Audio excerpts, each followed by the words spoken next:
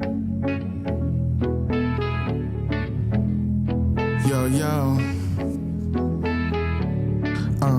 producer Crow, nimebet on me, so siwezi kubali kulose. Yo, nimebet on me, so siwezi kubali kulose. Nagopa kurudi block, ndio alarm ikilia siwezi finya snooze. Yo uzembe kinishika, mukumbuka ghetto na rusha duvet. Inspiration ni trauma, ndio miu hustle out there. Nikitaka kuharibu do, nakumbuka ploti tukishare choo. Nakumbuka madha kinipea food yake, analala njaa ndio apea mtoi wake. Ndio sahi mimi nanunua mashake, watoi wangu ni wachie pake. Ndio miu hasoka wazimu, na hiyo uoga mufikiria kila siku. Akoka uoga neza rudi kwa block, ndio nipea motivation. Ndio kila sauta nipata nikigrind, hiyo fia ni inspiration. Mapero nitawafanya proud, kila siku fully active. Akoka uoga neza rudi kwa block, ndio nipea motivation. Scarred there again, wrong every day. Crown on my Benz, get to see Woody again.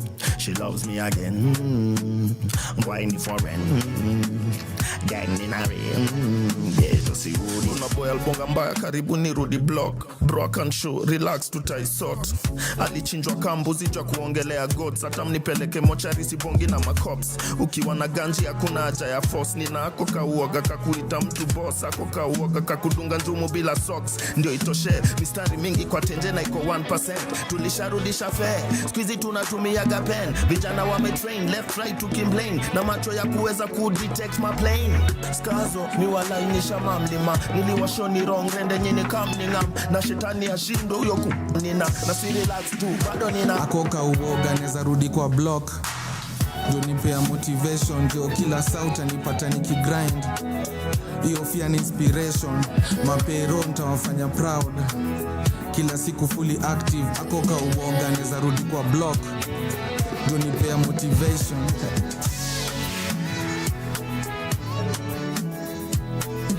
Yes. Welcome to Center Stage, baby. This is the one and only Power Radio. Mazeka unakauoga, we're telling you, iskume inje, throw it out, cause Kigondu is here, and this is Center Stage, brand new major, and of course featuring the one and only Scam Cardinale. Are you ready? From sunrise to sunset, all day and night. Power Radio.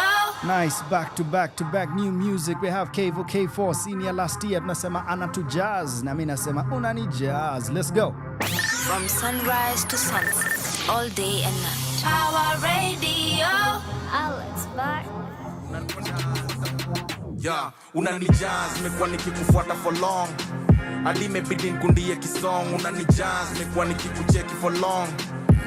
Siwezi kukufanya virong. Unani jazz, mekuwa nikikufuata for long. Hadi imebidi nikundie kisong. Unani jazz, mekuwa nikikucheki for long. Siwezi kukufanya virong. Nakuanga na weakness ya thickness. Nakuanga na weakness. God is my witness. God is my witness. Nakuanga na sickness. Na dawa ni thickness. Nite entrepreneur and kupe the business. Hapo nyuma nimekwama kwa the bigness. The thickness got me acting senseless. You got me acting senseless. Weakness, akili ubaki useless. All these girls know that you the best. Me, I know you the deepest. Ukishake your boy ubaki restless. Napoteza ethics na geuka reckless. Baby talk less. In fact tubonge ukiwa topless. Unani jazz, mekuwa nikikufuata for long. Hadi imebidi nikundie kisong. Unani jazz, mekuwa nikikucheki for long. Siwezi kukufanya virong. Unani jazz, mekuwa nikikufuata for long.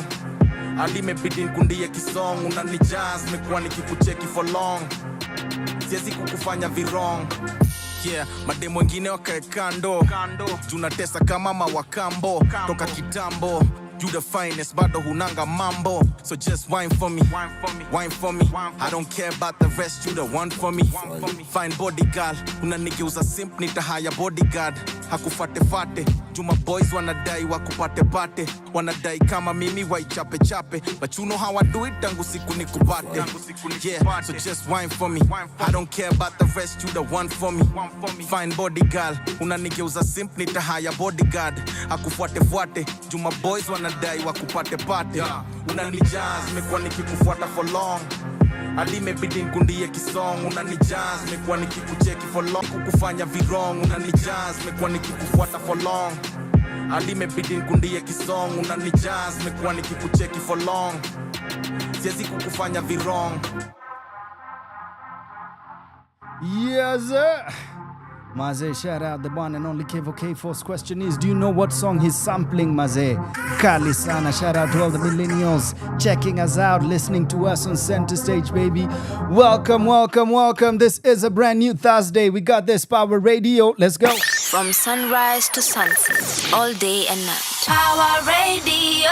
Nice, nice, nice, nice. I'd like to welcome you to this afternoon that we are having. Welcome to the new month. Welcome to the new day. This is your boy Kigondu. Holla at your boy everywhere on the socials and out of the Kigondu. That is the Kigondu, the big boy, the arts ambassador. Vingine vivote ungependa kuniita, wejua niko na wewe this afternoon, maze. How you doing? Niambie vile uko, maze. Tusikie kila mtu ako sua dakta, kila mtu ako salama.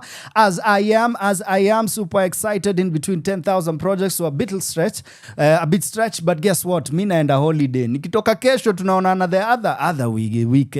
See next week pia napumzika because we'll be on stage for Too Early for Birds, and as soon as we're done with that, your boy is back. That is if I don't decide to still rest, kwa sababu mutu wangu, that first quarter is almost done. We're in the last month of the first quarter. Ama tushamaliza first quarter because it's the first 3 months, ndio. So we've just jumped into the second one. Used to be tulikuwa tunasema welcome to the Kenyan winter, but kumbe winter sasa imejipeleka March ama vepe. So karibuni sana maze. I'm very well, ni buheri wa afya. Mimi na Flozz ndani ya studio. Kuna watu wako slightly under the weather, but watakuwa tu sawa maze. Tutajua kile wanahitaji maze, labda dungo shindano rosafi bana, who knows maze. It's not a metaphor, it might be literally bana. So it's good to see you guys. Talk to your boy, niambieni mko aje. Na washo kuna watu wengine noma sana coming to studio today. We have the Smollos back in the studio. That's a big deal. I really like this too. I enjoy hanging out with them, but most of all, they are phenomenal on stage. As soon as we're done with that, we'll have Saumu, who's a phenomenal poet, rapper, and every other way you look at her, because she writes. Maze amefanya show kadhaa, I'm sure umeenjoy pale on the screens. I don't know, maybe pia kwa kalasha ziata tueleza. And last but not least, we'll be celebrating 10 years of Prevail Presents, and you'll get to know who that is. Ladies and gentlemen, welcome. This is Center Stage, baby. Every Thursday from 1 to 4. Leo tumeanza 1:30 kidogo kiasi yake kwa sababu it's a holiday vibe. Ama vipi maze? Remember, the hashtag is Center Stage KE. Hashtag Kigondu is on. And pale IG tutafute at PAWA Radio, and of course every other platform. And most definitely don't forget at Center Stage KE _ pale IG. Let me know kama kawaida, if this is your first time here, tafadhali tunaomba usimame, alafu tutakuita hapo nyuma ya 10 tupate kikombe cha chai, because welcome, that is always what we are doing. And if wewe ni mtu wetu kama kawaida, well guess what, your boy is in the building, so come, let's have fun. Tell your peoples Kigondu is on. Let's go.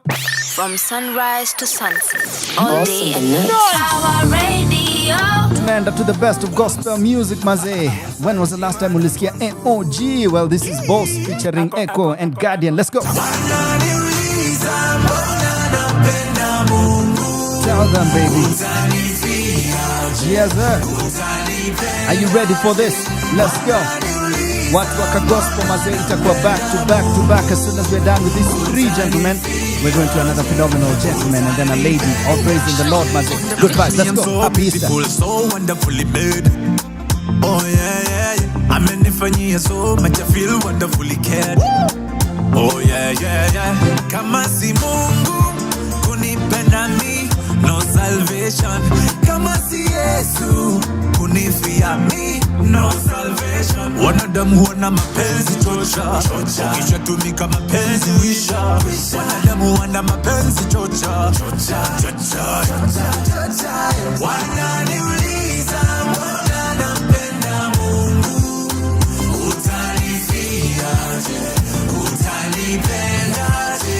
Wananiuliza mbona nampenda Mungu, utanifiaje, utanipendaje?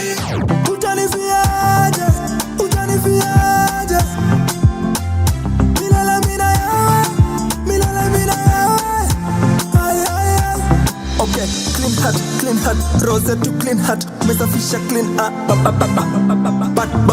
my papa anacha songa memeza kiato sidina la love for you imezidina so na stama for Jesus.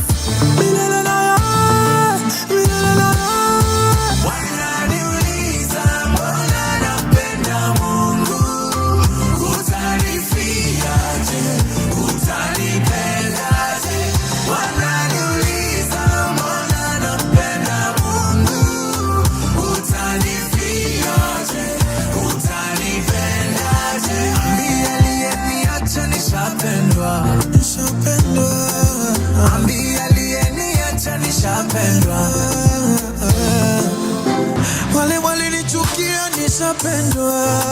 Yeah. Tena kila kitu nataka nafanyiwa. Jamani kupenda na Yesu ni raha. Kupendwa na Yesu ni raha.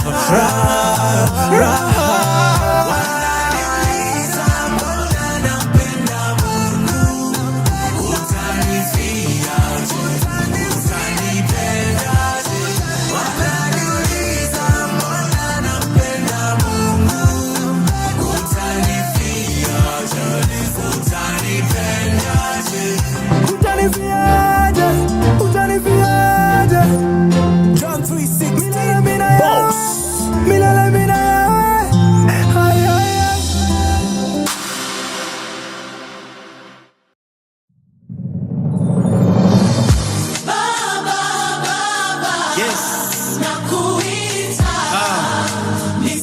Please listen to me, Father.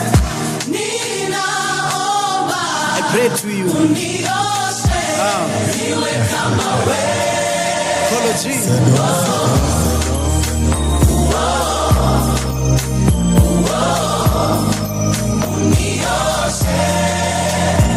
I've been a sinner. Hata maji niliombwa nikasema sina. Always wanted to be a singer, but along the way I think focus ilibaki sina. Juu mimi nilifocus na mambo ya dunia. I trusted in man mpaka roho ikaumia. And even though I grew nikijustify kulia, at some point it became so much kuvumilia. True. I tried to take my life. Nilichagua pills, kuna pain kwa knife. Heri nitoke, there's no need for life. I wanted to get away from this lethal life. Next minute mimi nikajipata nina drip. Niko na magrip, kwa mikono nina drip. At the moment niliomba life ikuwe ni dream. Too bad it was real, haikuwa ni dream. Yeah.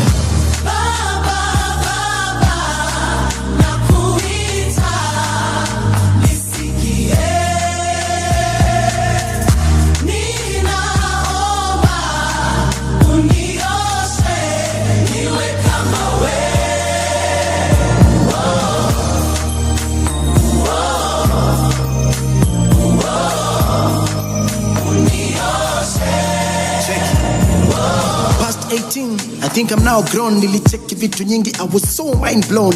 Kingia kwa game nikachanganywa na fame. Kiburi kubwa kubwa nikatumia madem juu. Monday to Monday nilijipata kwa klabu. Nikajifanya mjanja nikapigana na babu. And back home mother alikuwa na tabu. Sikujali chest up nikakuna mashavu. Then nikaanza kupiga injili. Haikuwa kwa roho ama mwili. As long as ilikuwa kwa akili nikaifanya biashara injili. I used to work for my benefit, ndiyo mini feed. Right now, naomba vumilivu, patience and kindness nisije kusikia wivu. Yes.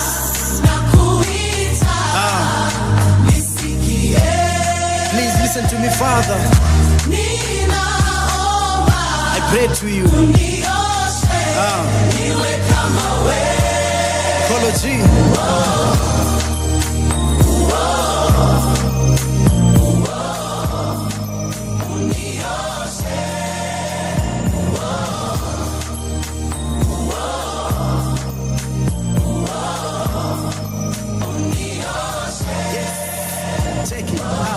Right now nimelan kutulia, nimelan sifai kumix na mambo ya dunia.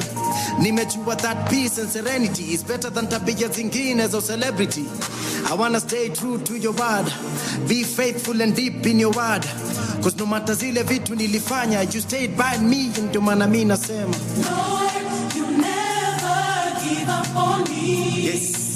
see me for me. You see me for me. When I'm down on my knees. How can this always be? That you love me for real, that you love me for real. That you, Lord, love me for real. Kolo G. From sunrise to sunset, all day and night. Power Radio.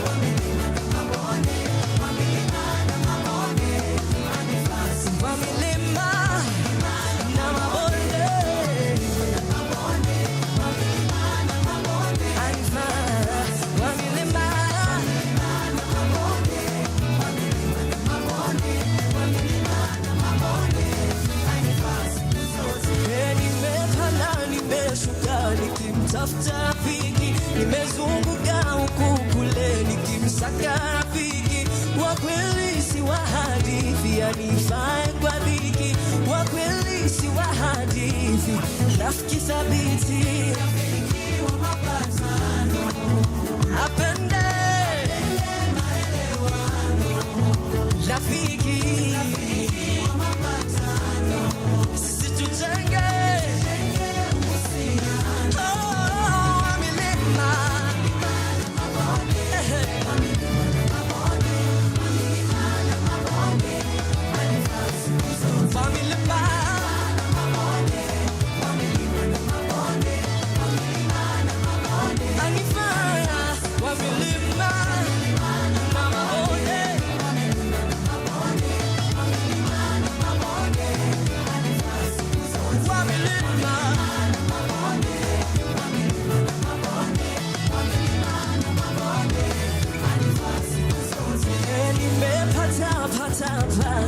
rafiki wa kweli namtegemea huyu Yesu, rafiki wa kweli hana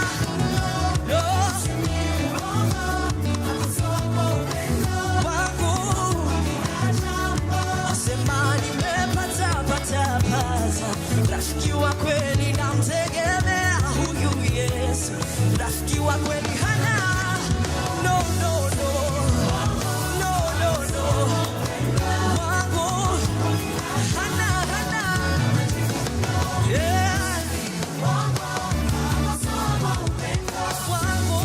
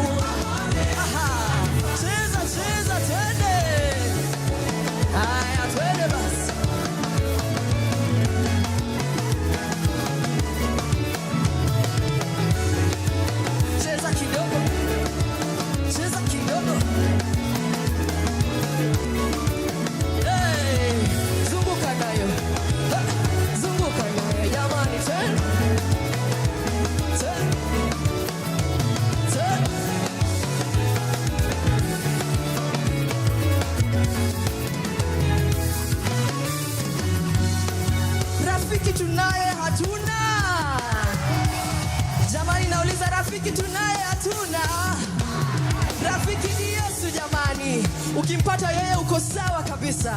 Hey, tene rafiki wa kweli, rafiki wa kweli, rafiki thabiti, rafiki thabiti, anifaye kwa dhiki, fanye Yesu rafiki, rafiki wa kweli, rafiki wa kweli, rafiki thabiti, anifaye kwa dhiki, fanye Yesu rafiki,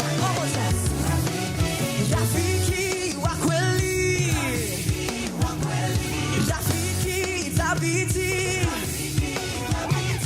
anifanya kwa dhiki,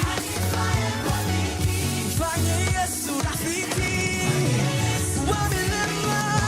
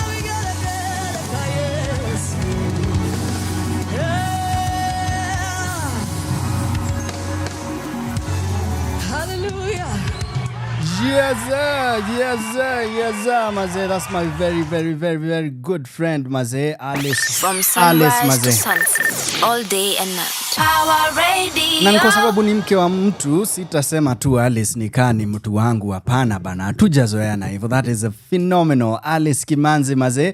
Ametukumbusha Yesu ni yule tu wa milima, Maze. Na leo mnasikia niko hii vibe kwa sababu it's Easter, baby.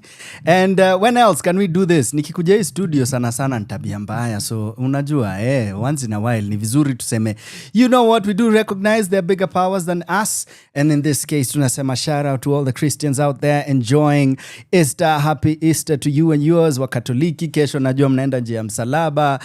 SDA najua, well, I don't know if SDA is recognize Easter. That's a really good question. Alas, kabla ni wa shout out waende bwana, not at all.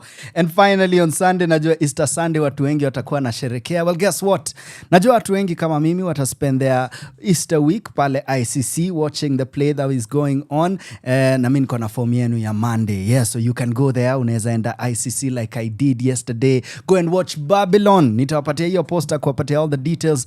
But Pastor Gibson and Director Gibson and everyone else over there at ICC Mombasa Road wanaendelea na play ingine noma sana. It's a fantastic musical with original music also written and directed by my good friend Gibson Daiga. So go check it out, maze. I think huyo tutamtafuta post Easter atuambie how the procedure and the process was and how that whole experience always is, because pale maze hata kupata viti ni kazi. Nilienda huko around saa 10 jana na already nilikuwa naeko kwa place wanaeka extra people, but make a phone call, niko brother man, I can't watch this play nikiwa huko kwa tent bana. So, nikafanya nini? Nikapiga simu, nikapelekwa pale mbele kidogo nisimame nianze kupreach. Kidogo, tuanze kujibamba tukisema happy Easter, but it was a good one. So shout out to Gibson and Jody and everyone on it. The phenomenal Daniel, a good brother of mine. Nilikucheki pale. It's good to see that you're finally being recognized with roles that are meaty and fleshy and so exciting. But anyway, wacha tumaliza Easter, tuseme Monday tuko wapi? Tuko tao na nawapea form. Form iko wapi? Iko pale Kenya National Theatre. Well, check this out. Na rafiki yangu kwa studio, na urafiki na mjua rafiki because yeye hata ita The Vows. Mseni ngori. Mtu wangu hata sijui jina yake. Mimi enda tu ni ule mse wa The Vows. Unajua anaitwa Yobri. Yes, say less maze. So karibu sana Yobri. Well, check this out maze. The Vows and the Vices is going down. Finally a rerun. Some of us who didn't get to watch it can finally catch it. Na kupanga ini 6th of April, Easter Monday aka tutakuwa pale Kenya National Theatre. Masaa ni ya kuwatch play. Hauna reason ya kusema mimi sijui nitakuwa wapi. Kama umeenda Ocha Monday utakuwa usharudi. Well, guess what? We have the Smollos back on stage, directed by Benson Ojua. Tikiti nyakua yako at 1,500 shillings peke yake. Kamko wawili, hii nyingine nice tena sana for just 2,000 shillings. Get your tickets at Chuna Nimependa vile nimeisema .com. CHWNA maze. Otherwise, ladies and gentlemen, we give you the one and only Boera, Bisieri, and of course, Andrew Smollo. Karibuni sana maze. The Smollo's in the building bana. Thank you. Maze napenda vituko zenu sana pale kwenye socials. I really like what I'm saying bana. My favorite ilikuwa sijui mlikuwa mmeenda Ocha, alafu sijui kaenda raundi. Maze, where do you guys get this inspiration from? Is this like kawaida things that you turn into sketches? Ama you've actually experienced these things in my your lives? inspiration ni nini? Sema inspiration yako ni nini? Actually, but jibu alafu nitauliza swali next. Yeah, these things, some of these things we do, kuna zingine we come up with them. Okay. But kuna zingine zinafanyika. Especially hizo za kukosana, za tumekosana. Cha ukweli by the way. Tukisha solve hiyo issue, tuko zile za to enact. I really like that one. Napenda sana bana. For instance, ka hiyo ya kwenda Ocha, did that actually happen? It actually happens. Asijibu juu atajitetea. It actually happens. Yes. Imagine sifika home. Yani the guy just leaves. Ana tunafika tu hapo anasalimiana nini amepotea. Ametoka na tafuta huyu alienda wapi? Huyu alienda wapi? Na sitaki kumpigia simu anze kusema ati sijui unanitafuta sana na nyamaza tu. Mtu anakuja sijui saa ngapi. Aya sasa unaweka food kule alishashiba. Yeye ana njaa. Hajawahi kula. Mpaka mama yake anasema wewe unakulanga wapi ukikuja hapa? Jua muoni? That is so good. My favorite part ni alikuwa amepeana viatu or something. I'm telling you. Ako mgutupu. Alafu akuji kwa gate anatokea tu anywhere. Kwa chuo mtu katikati ya mti tu bush fulani. Like what's going on? Nairobi yako na suti. Akienda Ocha. Maze, that's my favorite. Thank you. Kuna ingine juzi pia niliona nini. Ilikuwa nyama. Uko ya kuku. Ya imondo. Uko bila imondo ni nini? Unajua? Imondo kwa Waluya. Where I come from. Imondo is a very very serious delicacy. Okay. Na ni ya mwanaume. Na hiyo imondo ikipikwa if ni seniority, okay, like kama mko home ni ya mzae. Okay. Kama mko kwa mfano like sasa in this case, huyu ni wife, hapo ni kwangu. Imondo haifai kulwa na mtu mwingine yoyote. Ni mzee. Sasa huyu na hiyo kitu ili happen pia. Sasa tulivurugana sana tukasema ni aje acha tu enact. Sasa yeye anaonanga hiyo imondo tu ni kitu kingine ya kawaida. Sasa hiyo imondo haufai kupatia, haufai kutupa ama not any other person anafaa kula kama sio senior. Ni ya mzee. Tukienda Ocha hata mimi venye sahi niko na familia yangu tukiwa home. Ni mzae. Kuna mzee anafaa patiwe imondo.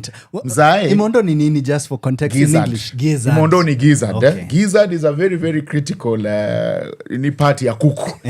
Yenye mwanaume anafaa patiwe. Ni kadogo hivi. Lakini kana matter, but then ideally it's more of a respect. Ni heshima. Symbolic, it's a symbolic. It's just for respect purposes. Is it like the most nutritious part? Because clearly it's not the biggest.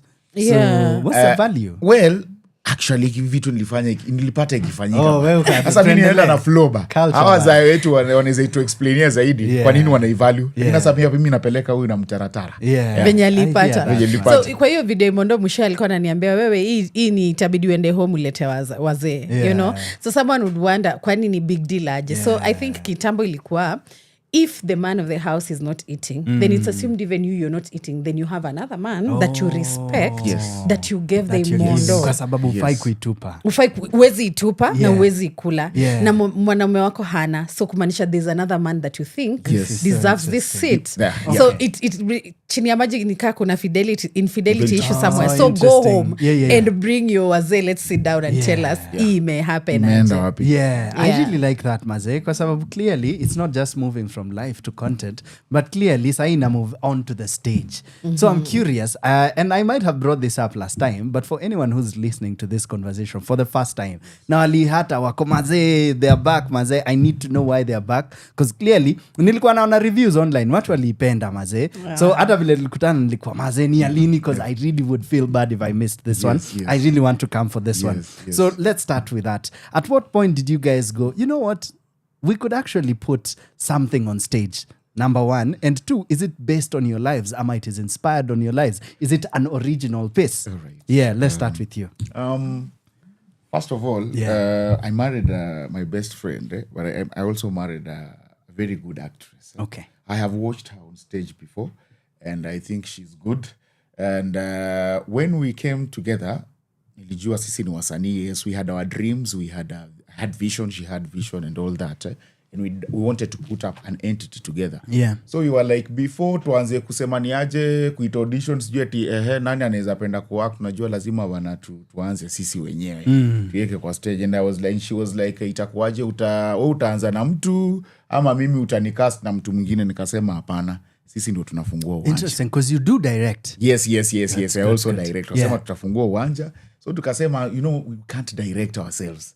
Tukafikiria, tukasema mtu mwenye anajua story yetu vizuri ni nani? Benteke. Because Benteke has been in the space. Benteke knows how we started being together and all that. And now that brings me to your question. Was it based on experience, a personal story? Or was it based about our lives? Yes, partly. Okay. Partly is about like our lives, and partly it's because just general things that go on in relationships and in these marriages. Okay. So decide, wacha tuifanye, and let's call it very raw, and tulijua watu wataipenda, because in the first instance we are a real life couple. And now that we are married, people will be like, we are easy ambia huyu hii, but then sasa sisi tukienda stage tunararua, inaenda ikienda like it is what it is. Last time we told you we had to seek counseling because vitu tunaambiana hiyo stage. Maybe utakuja utuone alafu utatuambia. I will be concerned. Are you guys okay? I like that, Maze. And let's still piggy banking on that, I'm curious in terms of process, So by the time it's ending up on stage, are you now sitting down to break down these moments and write a script? Ama is it mostly built off like improv bits, and then you build off that kidogo so that you get the biggest, the bigger play? Ama did you actually sit down to write dialogue?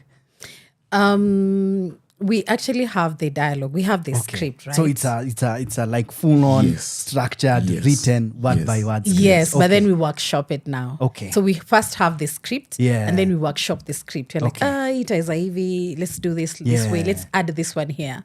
Yeah, so last time we really workshopped, mpaka this time when we're going to do it again, we're like, this is script. Like we have the script, yes, but we workshopped a lot. So this time we had to like literally, like sasa the new stage manager was like, this is the next line. You're like, haikuwa hivyo. So we realized we really did a lot of nashanga munasema. Like, what are you guys saying? Hamna lines. Yeah, but then we just have the script. It was well written already. And then now we're just workshopping here and there. Interesting, Maze. What is different this time, okay, compared to the first performance? Well, I will say the first performance, I'll speak for myself. The first performance, there were moments that were very tense on stage. Okay. And there were moments like I almost broke down on stage and all that. There were moments that hata words zilikuwa zinakataa kutoka because like I think I was so much in the moment and forgot. That's a beautiful thing. Yeah, it's a good thing. But then I came when we were running this, and I was a bit uncomfortable in the first show. So this time around, the difference is I'm a bit comfortable with the lines, and I'm like, you're afraid, you're not Smollo. She's Sheila, she's not Boera. Just flow with it and all that, because tulikuwa tumefika. So I will say this time, I think I'm more comfortable and easy with my co-actor on stage, and I think that is an advantage to me. But I also hope I get to where I got now that I know that whoever I'm dealing with is not my wife, but then she is Sheila on stage. Yeah, I like that, Maze. The idea of knowing what to anticipate, yet still approaching it every day, very fresh. Yes. That's good, Maze. Boera, yes. What about you? How is this experience different for you?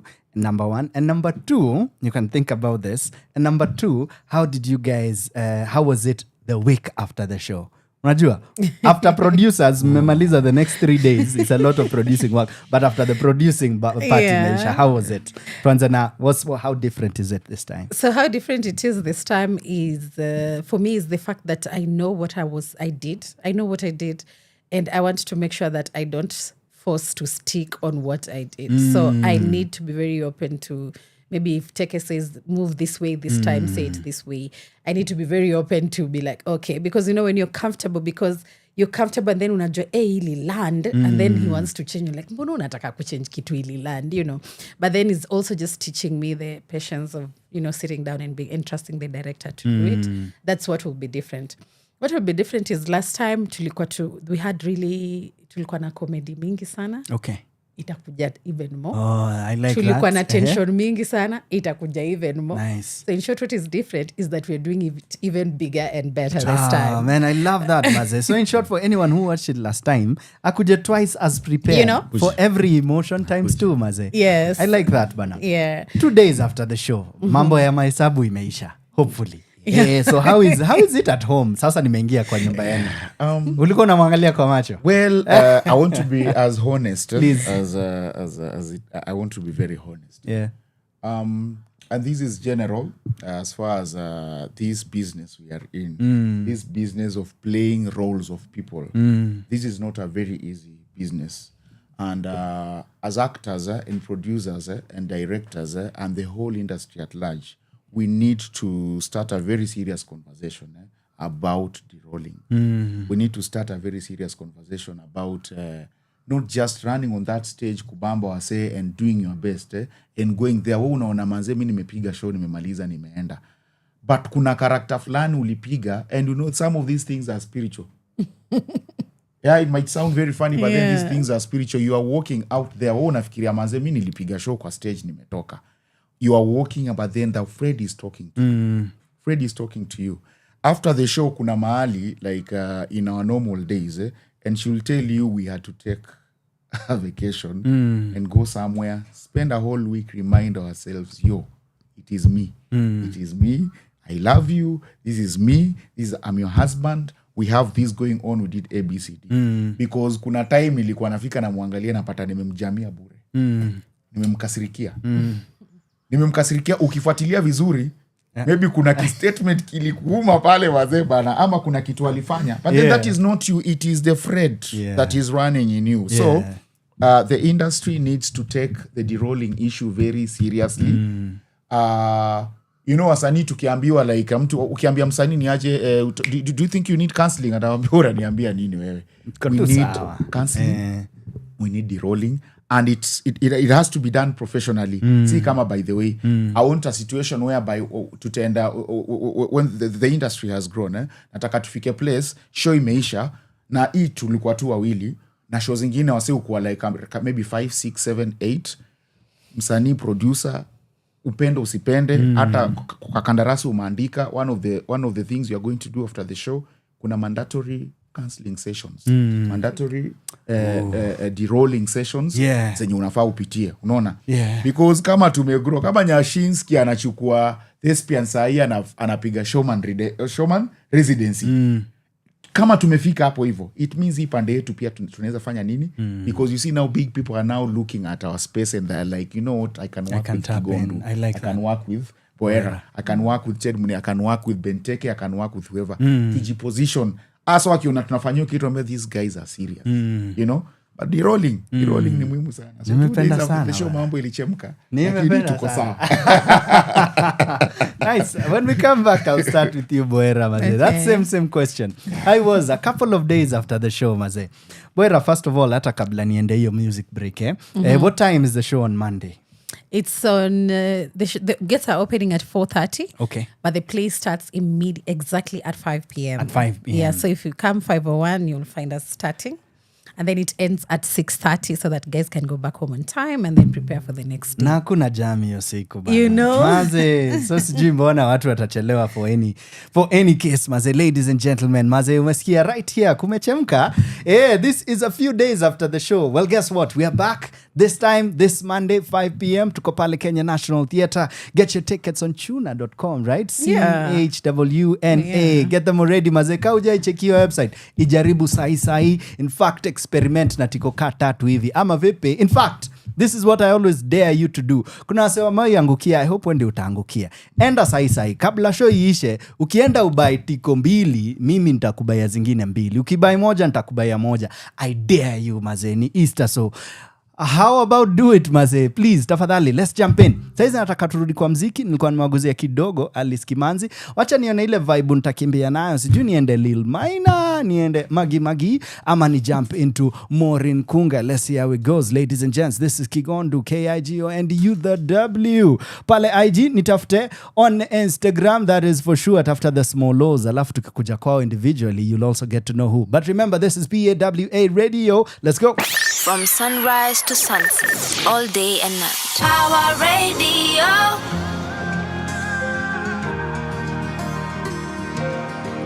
This is my good friend Maureen Kunga. I love it when I can say that about so many musicians. This is a beautiful queen. Check this out. This is her news jam. Aijaka sana. I'll play it again, maze, because it's phenomenal, maze. It's phenomenal, maze. Ukisikia hiyo song, unajua this is definitely the Elani sound. Maze, Elani haijarudi, but Maureen ako hapa, maze. Well done, queen. Let's keep going. From sunrise to sunset, all day and night. Power Radio. Ni shukran kwa aliyeniumba na majaliwa kwa aliyenizalisha. Mama, baba yangu nawe uliyenifunza heshima, kuwajibika nayo jamii iliyonibeba. Ni shukrana. Sura yako nitaikumbuka. Baba yangu, asante Muumba. Hata nikitoka dunia hii, wajuma nawaombea kwa nafsi hii. Mama yangu, nitakukumbuka.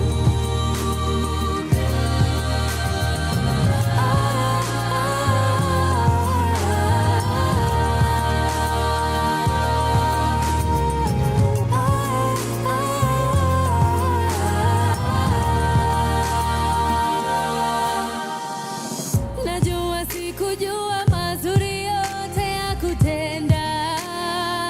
Mama, wewe kipenzi cha wengi, wote wanakupenda.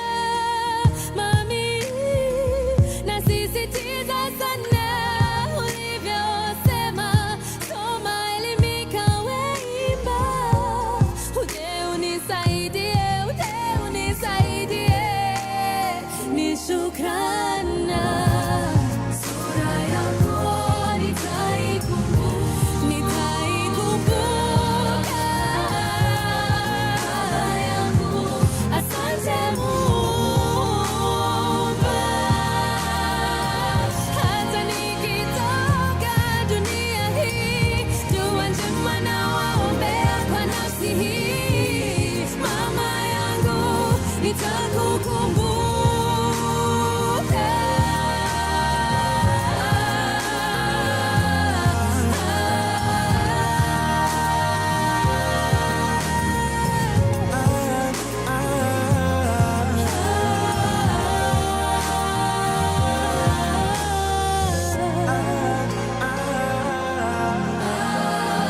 Dua njema nawaombea kwa nafsi hii.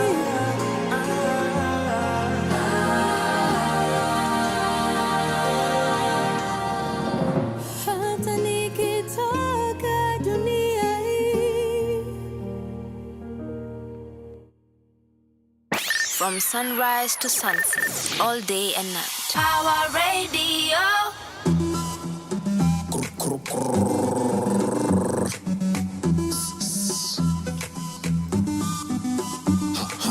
Don't mind me.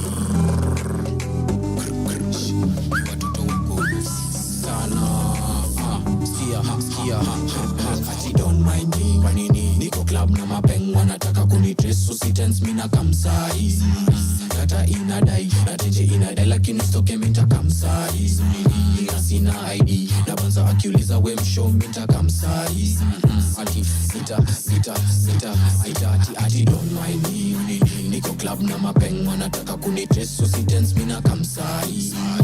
data inadai na tenje inadai lakini stoke minta kamsai sina ID na banza akiuliza we mshow minta kamsai nita kamsala blind but this yanaingia colors na between school na career ni kubalance cause I'm the big man with a big swag ningekuwa ndula ningeitwa New Balance between life ama school career bitch I made like 4M goja sasa this year niliomba sauti yangu ikuwe salary engineer sana big dog nikibakwa nasikia approach with a caution kama silencer una dem huko nje sezi manager na wanaanza kuniita ati caliber shots zangu zote kuwa loaded niko ndani big facts nigga mazigzag nigga mradi zangu kote kote utawainita niko kwa ndege kitu na beat ni time lapse na jet lag so I don't give a fuck ati don't mind me niko club na mapeng wanataka kunitrace usitense mimi na kamsai data inadai na tenje inadai lakini stoke minta kamsai na sina ID na bonza akiuliza we mshow nitakamsai nita Muku form Johnny Muku chu ching ching mimi na jere tuko joma bling bling doba zetu mboaya sindo real deal zenu bana ziko chini sindo ma kingpin chuma ilale ndani kaina 15 mama unipa ganji yona ita pimpin konyolo cup bana we drinking nimefunga kilemba kama sing banja sana kuna venye unanipiska mkojo kwa puff girl mindo mojojojo venye zigo shodo nazifikisha kwa lojo angalau come form na niko na maguni mpaka situ kidigidha mitambo yo haga na dandia kama donda na mlango jaba na mix ni za doba za kitambo kibif kama gera njicho tafambo niko club na mapeng wanataka kunitrace usitense mimi na kamsai data inadai na tenje inadai lakini stoke minta kamsai na sina ID na bonza akiuliza we mshow nitakamsai nita kamsai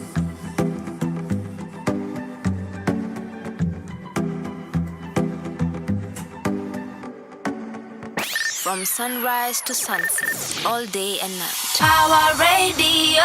Yo, welcome back maze. Kaa uko kwa band na wewe ndio unaimbanga bass. Jua career yako iko on the line maze. Tuko story ndani ya studio na tuna realize ule msee wimba bass kwa band maze. Career yake kidogo but I don't know.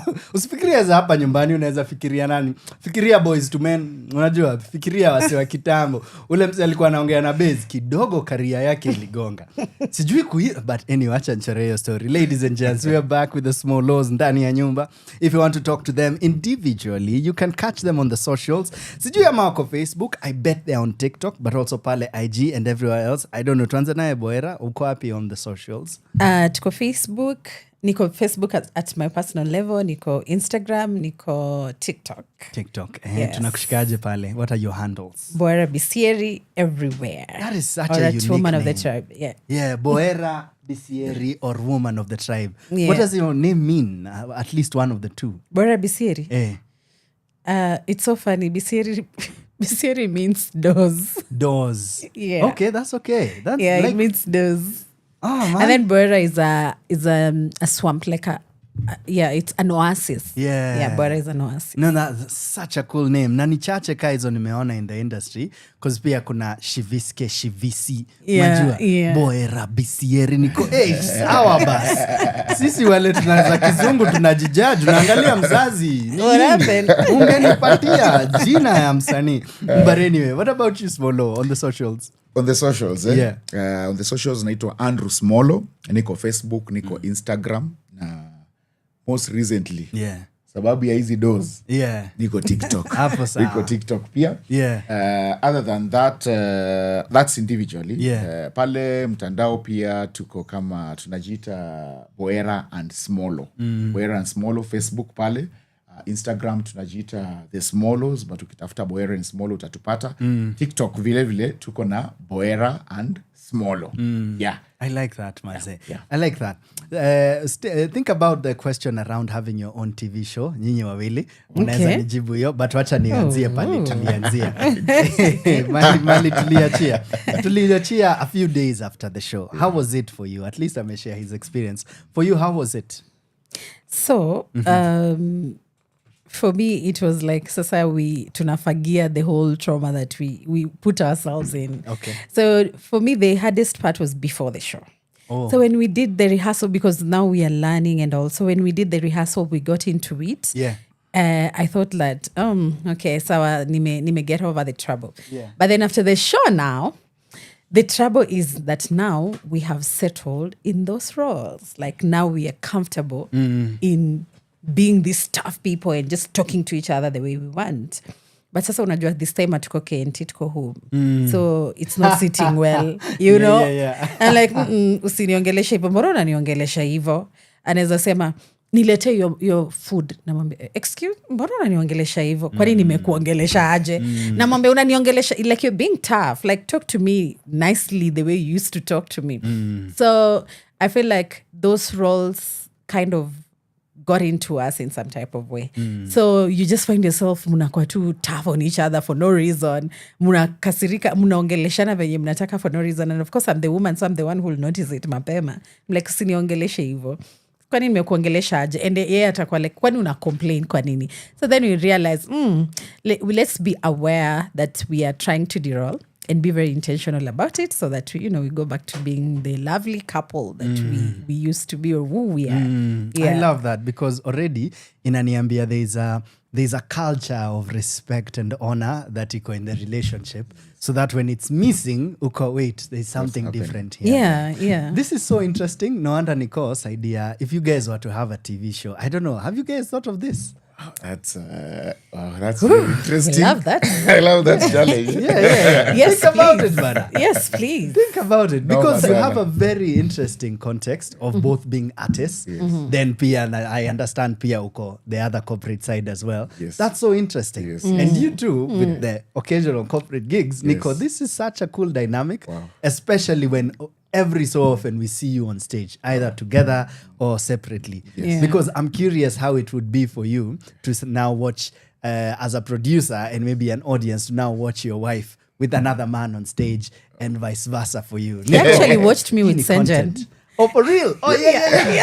Haikuwa controversial. Ilikuwa.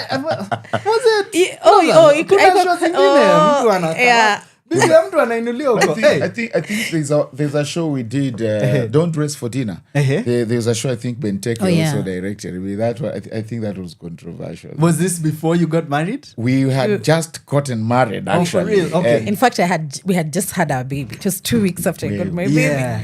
And just like, ndio kitu umefanya unakuja rehearsal all the time. Wait, were you on stage? You were both on stage? No. So he was on stage. I was on stage. With a woman. Not one, but three. Hey. Moja ni kazi, sembuse watatu. Hilo lumechukua juu niko tu na ball. Juu unaona mimi sitakuja kwa show.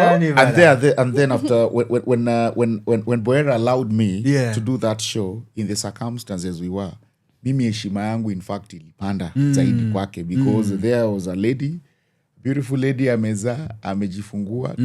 We just did our wedding, sio mbali kutoka hapo. Ako hapo, like I'm supposed to be there, like supporting her, but she was like, you know what, I met you, you are an artist, I'm an artist, I understand. You go do your thing.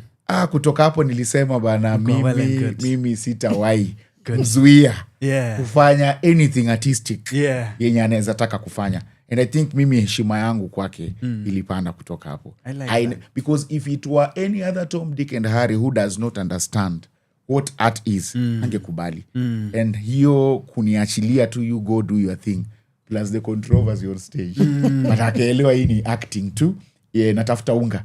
Mi heshima yangu kwake ilipanda. I like that, maze. I really like that. Kwa hivyo potentials wanasikiza na wanani watch kwanza. Muelewe ni sana. But Boera, are there limits for you? Are there like roles uko? No, I'm now 1, 2, 3, 4. Unajua, I'm now, I don't know. It could be on different levels. It could be I am now a Christian. Unajua, I'm now somebody's wife. I'm now somebody's parent. Are there places you would have gone 10 years ago and now uko maybe not? Have you thought about that? Yeah. Okay. As in generally in my life? Yeah, generally in the roles that you say in the yes roles to. that I say. Okay. I haven't met a role that I think I would say no, but there's definitely some roles that I think I would say no to. but I haven't met it right now. Okay. But one thing I know is that I'm sure kuna kitu tu neza ambiwa nikwe, this one I don't think I will do it. Because I don't know if other married women would relate, but when you are, there's just some things that even my body won't allow right now. And the fact that nakwambia I've not met those scripts, my body can feel kuna tu vitu haitaweza kufanya. Yes. And this is in terms of intuition, most especially. Intuition, actually, yeah. Because right now, even if just someone weird touches me, I realize that is weird. I just feel, that is weird. Like hata kama nikupita tu, I recognize, like my body, my mind will know. And maybe sometimes in another situation, it was just normal. You know, the way you just, but say, my brain just says, oh, okay, that's weird. So there's some roles I wouldn't pick. That's very honorable, Maze. That's very honorable. Because clearly, your body is saying, this is not my husband. And that's insane as an actor because most of the times that is so insane. Okay. He spoke of speaking to you about making the performance, yeah? Is this a thing you guys do where you have to, babe, nimepata hii script and this is what it demands of me? Should I say yes? Is this a conversation that was new to you? Or is it a thing you do now? These are things that we do now. Like Lorela akinirushia kitu pale mtandao ama Gerard Langiri arushe kitu pale ama Kigondu aseme Smollo kuna hii na hii, we will go through and she will go through. By the way, that's the most interesting part. And she's like, I will say una play role gani ndio hii aisome. Then I was like I'm like una feel aje hapa, una feel ini kitu naweza fanya, we will discuss through and she'll be like you go for it. However, I would like to clarify something. I am with her with what she's just explained as far as especially roles za TV na film pase. Pia mimi for now, and this is because I met her and I know her values and I know what she stands for. Kitambo actually mimi ningeenda na mimi ningefanya role yoyote tu. Lakini saa hii venye anasema kuna roles pia zingine like mimi ni out of like what will she feel? How will she like take things and so on and so forth. But again, Boera Bisieri is an independent artist. And Boera Bisieri, the actress, was there before tupatane. Boera Bisieri has her own vision in this world. Andrew Max Smollo alikuwa msanii kabla patane na nani? Na Boera. And Andrew Max Smollo akona vision.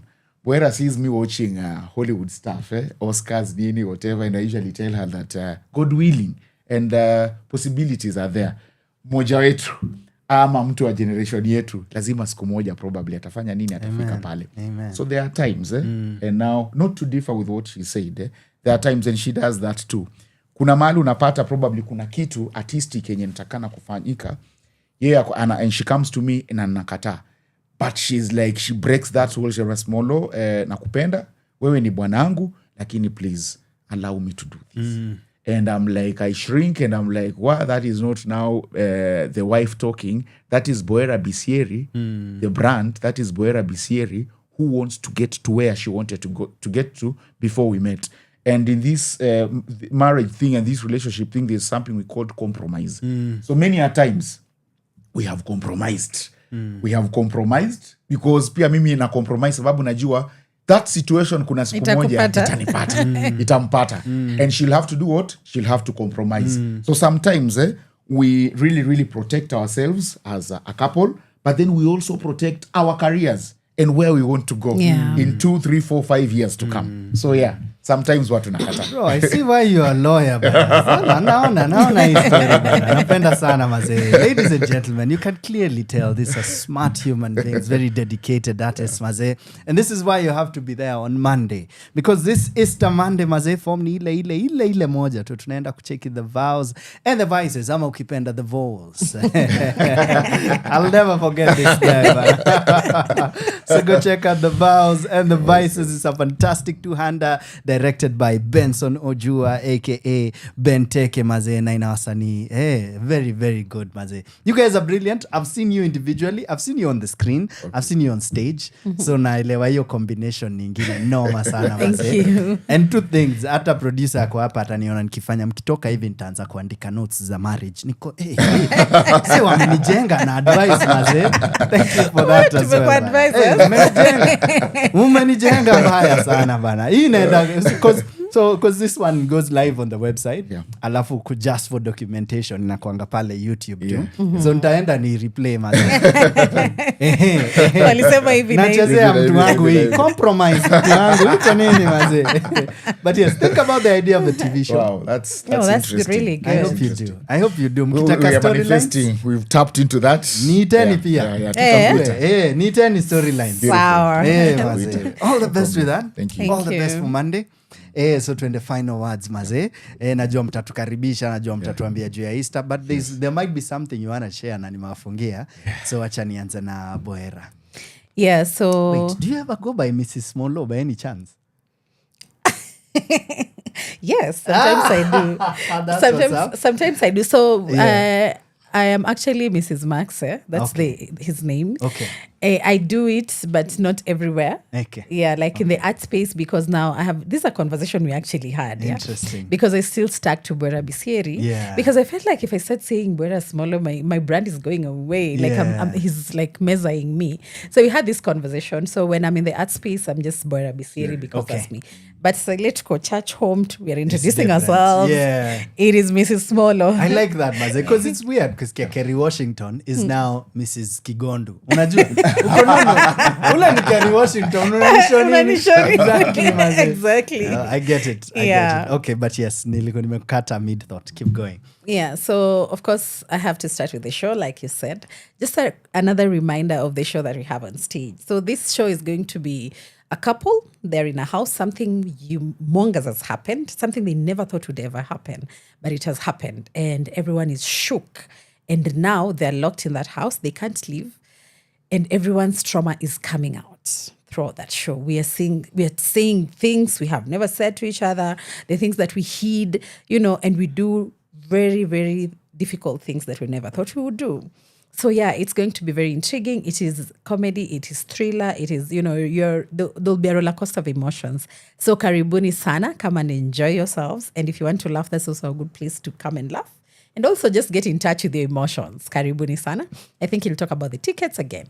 Now, the other thing I want to say is to really appreciate, fan base of Power Radio, because you always sit down and listen to artists and you make the time to listen to us artists, and that is a very important thing for us. I think generally all artists take this thing very seriously, and I just want to say thank you so much for always listening to us and supporting the art space. Now, on that note, I'd like to say that let's keep supporting, let's keep showing up for theatre plays, let's keep watching our own.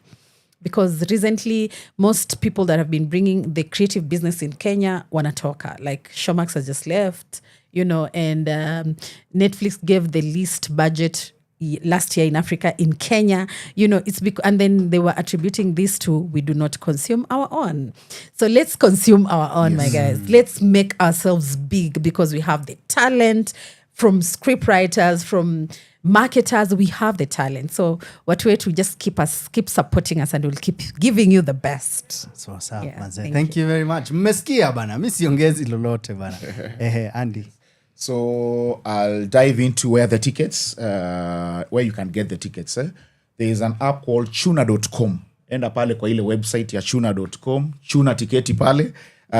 Tickets go for 1,500 shillings.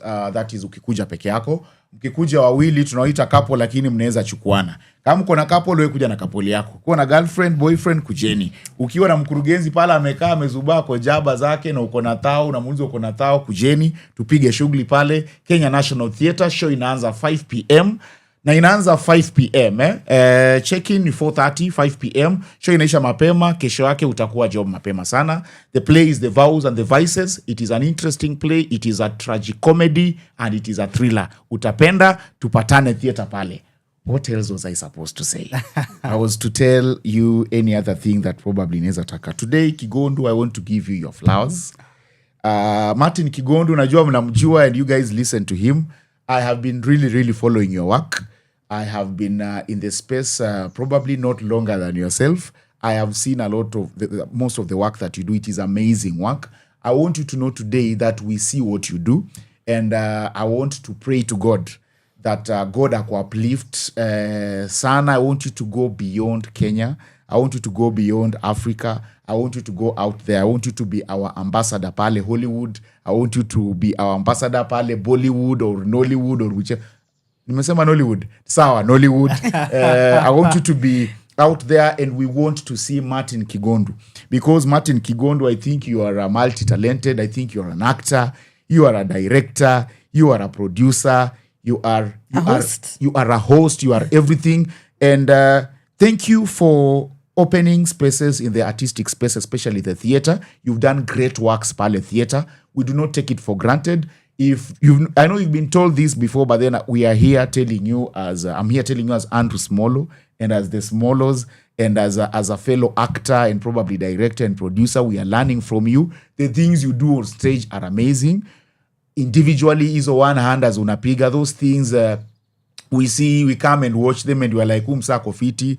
Mimi naomba grace ya God na favor ya God ikufuate, ikufungulie milango. You go outside this country and let the other countries out there see what you have, because I think you're amazing, and I think ukiwa pale nje tutakuwa encouraged pia to keep on doing whatever we are doing so that we are out there. So be blessed, Mr. Kigondu. Hey, and thank you so much for what you are doing for this industry. We don't take it for granted. Nimemaliza. Hey bro, man, umenipea goosebumps bana. Kidogo nianze kulia bana. Na producer anajua machozi yangu huku hapa tu mzee. Thank you, man. Yeah, from the bottom of my heart. Man. Thank you so much, man. Keep at it, bro. Let's keep at it, na tunakuja show. Tafadhalini mazee, but leo ni siku yenu mazee. Tena sana mazee. Right. Happy Easter.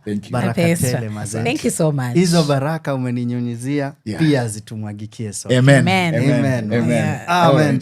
Ladies and gentlemen, mi siongezi chochote, kidogo sauti itaanza kutingika, you know?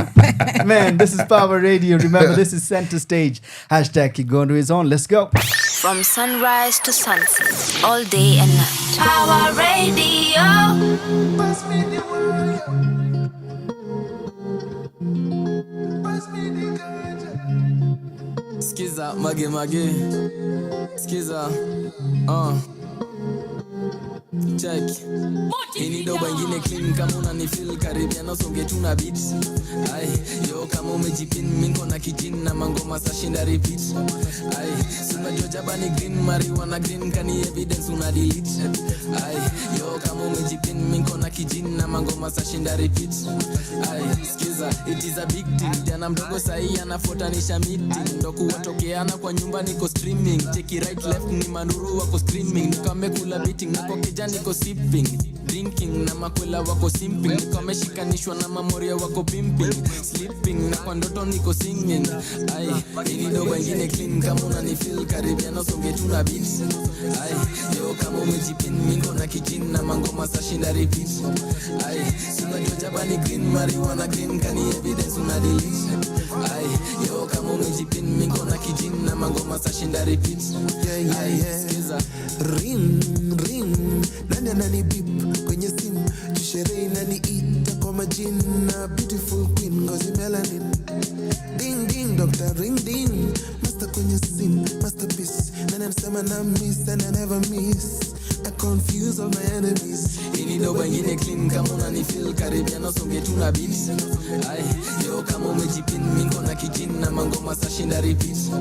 Ay, suna jojaba ni green marijuana green kani evidence una delete. Ay, yo kama umejipin mingo na kijin na mangoma sashinda repeat. Ay, skiza, misina denina nanembia na kudai. Ay, cheki hadi nywele yamechanganisha dai. Ay, sezi kuchocha sasa mbona mini lai. Wanasema mimi ndio master nikizidia neza dai. Skiza, misina denina nanembia na kudai.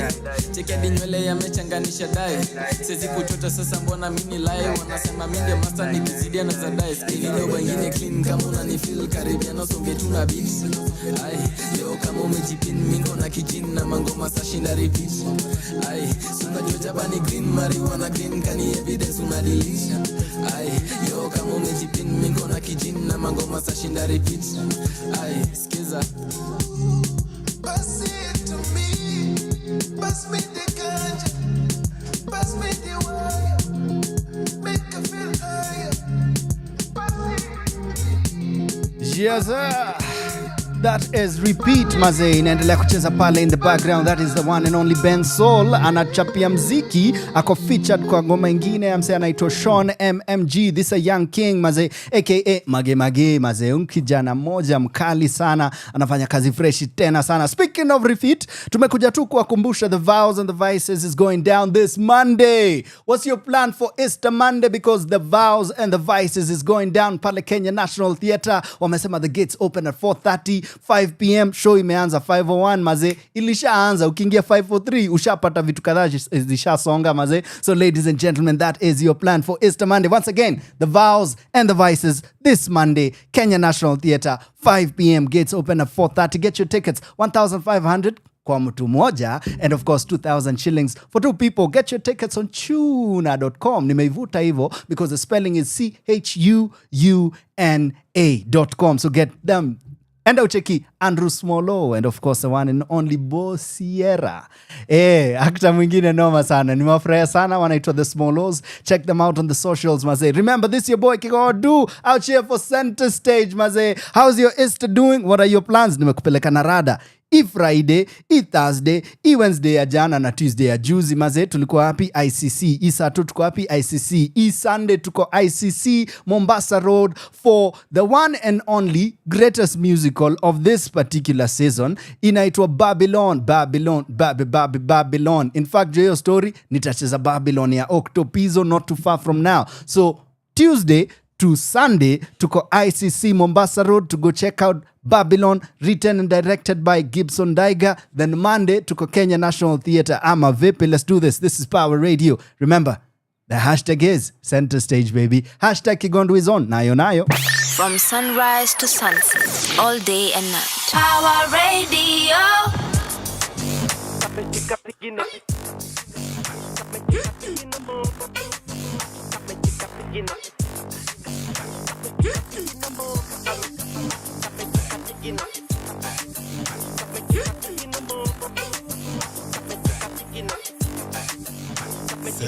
Ati ikisha tambla peja shika signal, acha shika labda isikie kwa kisigino.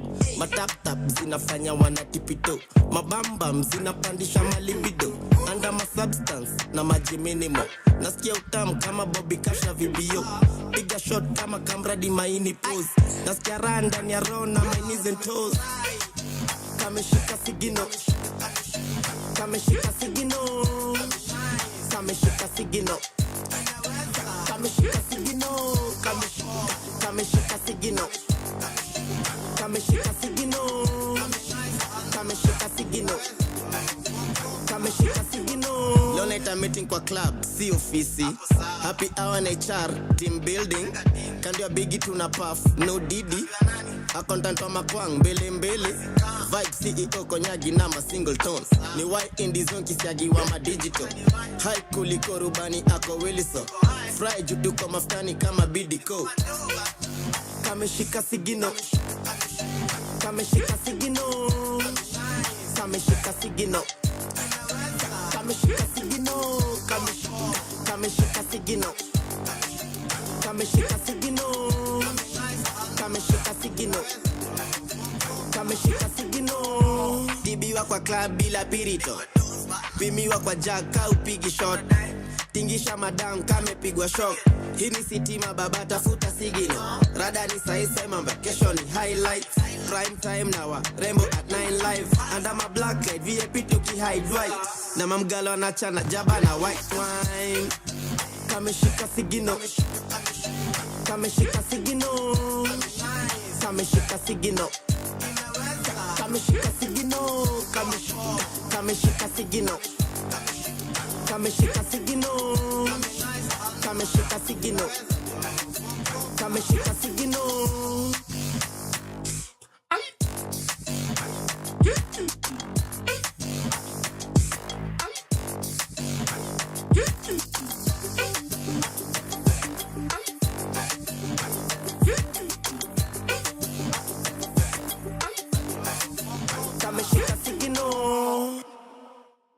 From sunrise to sunset, all day and night. Power Radio. Shia Bugs na JC Shia JB kama kawaida man. Vitu mbaya. Check it. Shia Skia. Yeah.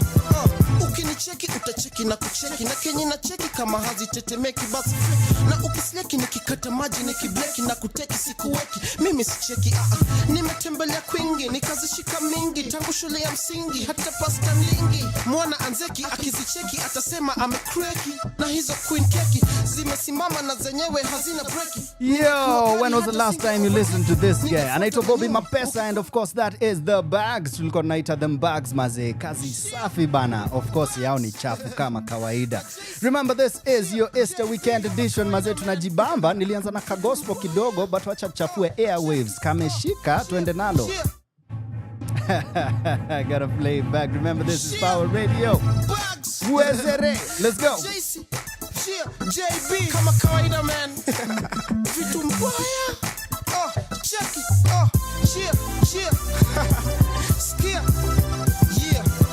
Ukinicheki utacheki na kucheki na kenye na cheki kama hazitetemeki basi na ukisleki nikikata maji nikibleki na kuteki sikuweki mimi sicheki nimetembelea kwingi nikazishika mingi tangu shule ya msingi hata pasta mlingi mwana anzeki akizicheki atasema amekreki na hizo queen keki zimesimama na zenyewe hazina breki ningekuwa gari hata singe overtake ningefuata na nyuma ukikwama na skuma hata kani kuchuma zingine nazikaba zingine za ponyoka zingine zimefura zataka kulipuka zingine zimesimama zingine zimechoka zingine na madimpo zingine na mapimpo siwezi chagulia mtu test yake si kila mtu akona test yake mabuda zile nono zile kubwa manake amechoka na za wife yake ana hanya za mwenzake na sisi maboy zile so young round kama tu wezere Johnny za uzi za wezere Johnny za uzi za wezere Johnny za uzi za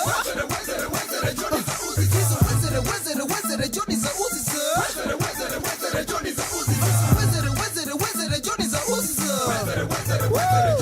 Leo ni A-Day, Friday, Johnny Walker it's a walk, holiday, giveaway, big airs in the bus, smooth ni kazi imepigwa sandpaper, zimeshiba, cut twist ya burger, miugeuka, wezere ikinipita, kani bigi, itabidi na ihala, nikizihala, manzuni hala bag, nikisorora, siubonga espanyola nikispong, wezere usema hora, zimejaza hot pants na mahei mama, cheki ule vile zake zimesimama, mwingine ule cheki vile zimeinama, ziko bigi sana, ka 40 kg na kamba ya G, what you scream, ziki tap tap, ziki piga lap, ziki songa chap chap, ndani ya club, zina clap, ziki yap yap, una slide credit card, zina shake card kama vibrator, maboys wa mtaa ubaki, wakiendelea, hizo wezere Johnny za uzi za wezere Johnny za uzi hizo wezere Johnny za uzi za wezere Johnny za uzi hizo wezere Johnny za uzi za wezere Johnny za uzi wezere Johnny za uzi mimi napenda zikivalia mini bikini hipster na manene kuzichungulia kichini kwani huko kuna nini wezere bigi wezere ndogo wezere kubwa cheki zikibonga wezere bigi wezere ndogo wezere kubwa cheki zikisonga wezere uziza wezere umiza wezere zungusha wezere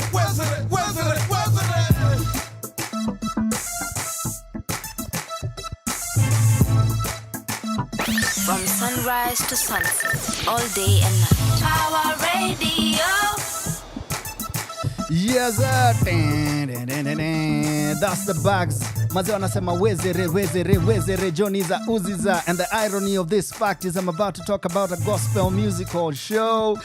Nitacheza na hiyo bed kiasi yake kabla idoz maze. Check this out. The musical Babylon is going down pale ICC Nairobi. This is a production by the church over there. Na wanasema happy Easter for you. Go catch them this March the 31st. Ilishafanyika Wednesday the 1st. Ilishafanyika. I was there at their 7 p.m. p.m. show. Nilienda pale around 5 p.m. na nakushow already ilikuwa ishaja. Nikaekwa huko kwa excess like nikasema eko nene. Maze, let me make a few calls and I'm so glad I was able to watch it from a good angle. Ladies and gents, go and catch them this Thursday 7 p.m. April, that is tomorrow the 3rd, which is Friday, Easter Friday 3 p.m. and 7 p.m. Saturday 4th 3 p.m., 7 p.m. and finally Sunday 4 p.m. and 7 p.m. Remember, the entry is free, and of course unaweza enda ubuy matisho, ubuy chakula and do anything else you want in the building. Speaking of Babylon, wacha nifunge hiyo story maze. Posta tunakuwekea pale just to remind you on the socials, and of course plug your friends and tell them I got a plan for you. Speaking of plans, mwasho Monday tunaenda happy, naenda kusheki the Smollos, but before we do that, let's talk to a phenomenal poet, musician maze, and phenomenal artist who's in the building. Nataka tuongeleshe Saumu. So before that, wacha tusafishe rada bana, because hiyo mziki imetoka ilikuwa tu excess misogyny, which is music maze. Si unajua vile kunaenda. Wacha tusafishe rada na Babylon by Octopizzo. Let's go. From sunrise to sunset, all day and night. Power Radio. Nani stand up maze? Sijui ama mnamuelect. Anasimama MP ama MCA? I don't know. You tell me. Nani. Let's go. He's a Ghani. My Babylon.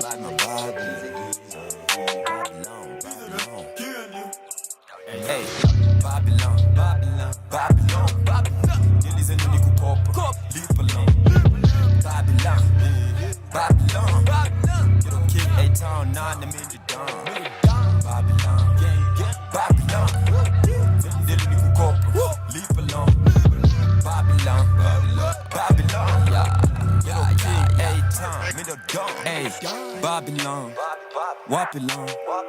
Bata trade season angu bana wapi dong. Babylon. Babylon. CDF ulikula MP wapi cho. Doing shit for la wana. Nickname kill tishi. Kila siku zangu brand new. Nani analeta ishi. Ambia huyo birthday girl. Yani cake mini kiss. I don't really do talking. Less words more numbers. 8. I don't really do grammar. 8. Chill Buddha no drama. What's your name? Where you from? Fuck that, no comment. Now I'm 90 ash and don't medicate for a moment. Jet life, sky life, flexing daily when I touch down. In my hood, I'm top down. Grab me rapping, nigga, bow down. Flexing on them checks, flex on them necks. Nakabado kochini Buddha, I'm flex them for the rest. Buckle up, I go crazy. Screw, I go crazy. Ice low, I stay lazy. High five, stay wavy. High grade, niko baking. High school, tuko wengi. Babylon, cheza chini, P-R-double-Z. Babylon. Dillies and unique cop. Leap alone. Babylon. You don't kill A-Town, 9 minute down. Babylon. Dillies and unique cop. Leap alone. Babylon. You don't king A-Town, middle down.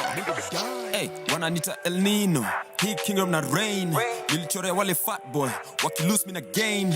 Album doing numbers. Sex step in the making. No waves, no bye-bye, no sidekick to this hi-fi. They don't wanna see me win. Lakini kila siku niki pull up. A gold medal mini king. Check your picture pale IG. Fashion game iko mean. They don't wanna see me clean. Kila picture mini fashion. Kila nina madam azemi ni scene. Kwenye dhambi nimechill. Mama always had a vision. Where your vision mean don't mission. Hizi charts when they wish you. SGR when I pull up. Oh man, don't realize, but I pulled that 10 on track. They be waiting for my downfall, but a nigga never falling back. I'm the nigga with the plan. Drop out since high school.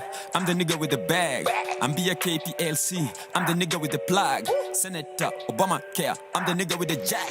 You looking for time? I got no patience. Mini doki I'm stride. I got no patience. You looking for time? I got no patience. Mini doki I'm stride. I got no patience. Babylon. Dillies and unique cop. Leap alone. Babylon. You don't kill A-Town, 9 minute down. Babylon. Dillies and unique cop. Leap alone. Babylon. You don't king A-Town, middle down. Nice. Welcome. Mazee, nataka kuanzishia hiyo conversation. I'm about to have a conversation na mziki safi, because the way we open it is the way we'll close it, mazee. That's what a good writer does, mazee. And we have a good writer in the building, mazee. Kabla hata msikia sauti yake, mazee. How you doing, mazee? Talk to me, bana. Sijaenda pale social, so hata sijaangalia ama mna engage na mimi, mazee. But I will at some point, you know, I always keep my promise. Nakuja na tunabanja, mazee. How's your Easter doing? Umepanga na watu wako? Are you going down? Unaenda nini? Unaenda Ocha? Unaenda Mali? Unaenda Kamalindi kidogo, uko Naivasha kidogo, Mihadarati, umebleki, you're out. I'm not suggesting anything, I'm just asking. Tell me, what are you up to this weekend? It's a long one. Minshakupeleka na rada if it's for your evenings. Enda pale ICC every other day, saa moja ama 3 and 4 ama 3 and 7. Kasi ICC Monday tuko wapi? Tuko kule kunaitwaje? Tuko KNT kuacha kina Smollo, but Sunday kuna show ingine pia. Sunday, and I look for the name of that show, but I know a couple of my friends are in it, directed by a phenomenal director. Watakuwa wacha nisichome, Nairobi Chapel Ngong Road. Kuna play. Last time nilienda kucheki what the phenomenal humans over there were doing, na nilijibamba sana. Na this time pia najua one of the cast members of Too Early for Birds, which is coming weekend after that. Iyo maze, timeline yangu itakuwa inakaa too green, because nitakuwa naongea kila kitu. Too Early for Birds directed by your boy, maze. So come through, bana. We're good to go. We jump in. Aya, twende nayo. Ladies and gentlemen, we give you the one and only Saumu, who's in the building. Nayo, maze. Good to have you in the building, Saumu. Thank you. It's been a minute. This is not your first time at Center Stage. No, it's not. Maze, it's a different space, different station. I love this. This is so dope. Yeah. Very zen. I like that, maze. Ile ingine bana, hata stahate, wacha tuendele na vibe. Tukisonga bana. How you been? I've been amazing. Nimekuwa poa. Yeah. Ups. Okay. Downs. Katikati, different spaces, practicing different crafts, falling in love with my first vitu nilianza nazo before ningi writing, which is commercial 70%, then 30% passion. AKA she's getting paid good money for writing, maze. AKA maze. She's doing all right. Sauna snitch. No. Snitch is only when you're accomplice. Unajua you're an accomplice in. So tungekuwa pale kwa project pamoja, some producer tafadhali tupatie gig pamoja. You know. But anyway, maze. Tell me more. So writing. Yes. Back to poetry. Back to poetry with a bang. I love it here because it's expressive. Like with poetry, you know, it's just from book to studio to now out there to the world. She's beautiful, and I don't want to get into the release yet. Hiyo nakuachia, hiyo ni line yako. Yes. But yeah, back to poetry. It's very expressive. It has been very therapeutic because pia, you know, life has been lifing. Yeah, but safe space yangu imekuwa poetry for the longest time. I love that, maze. I love it here. Oh man, that is dope. Wacha tuanze na the most basic place to start, yeah? And just to build and give context to anyone who hasn't met you. Tutafika into like the projects you've done, if we go in that direction. I always love it when I know conversation enda kokote. Najua there's a project we're pushing, but I always like to take it everywhere else, because the project, mtu anaweza find, anaweza download, anaweza big up on the socials. But Nico, what about the human being, maze? Human behind the project. The human being, maze. When was the first time you felt poetry spoke to you? Yeah? And when was the first time you felt you spoke poetry? Oh, that's a deep question. The first time I felt poetry spoke to me was there's a poet. I think her name is Frequency. Okay. Yes, she's Kenyan, but she practices. She's based in the States. Yeah. So I watched a piece of hers. I can't remember the specific name, and I think I was transfixed. I was like, "What is this art form? What is this art form?" Nikabaki hapo niko. So the first time I felt that I spoke poetry was it's a piece called Dear Terrorist. Hizo ni zile za kwanza. It was after the Al-Shabaab attack at Garissa University. Yeah, and I wrote a piece on that. Na zile ukam tu. I just sat down and I was like, I feel like I have so much to write.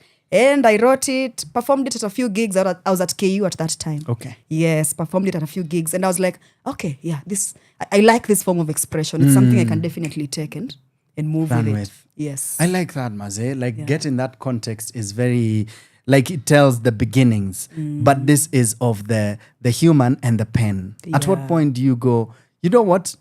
I'm a performing artist as well. Is it with that piece? Ama had you always known you'd end up on the stage before that?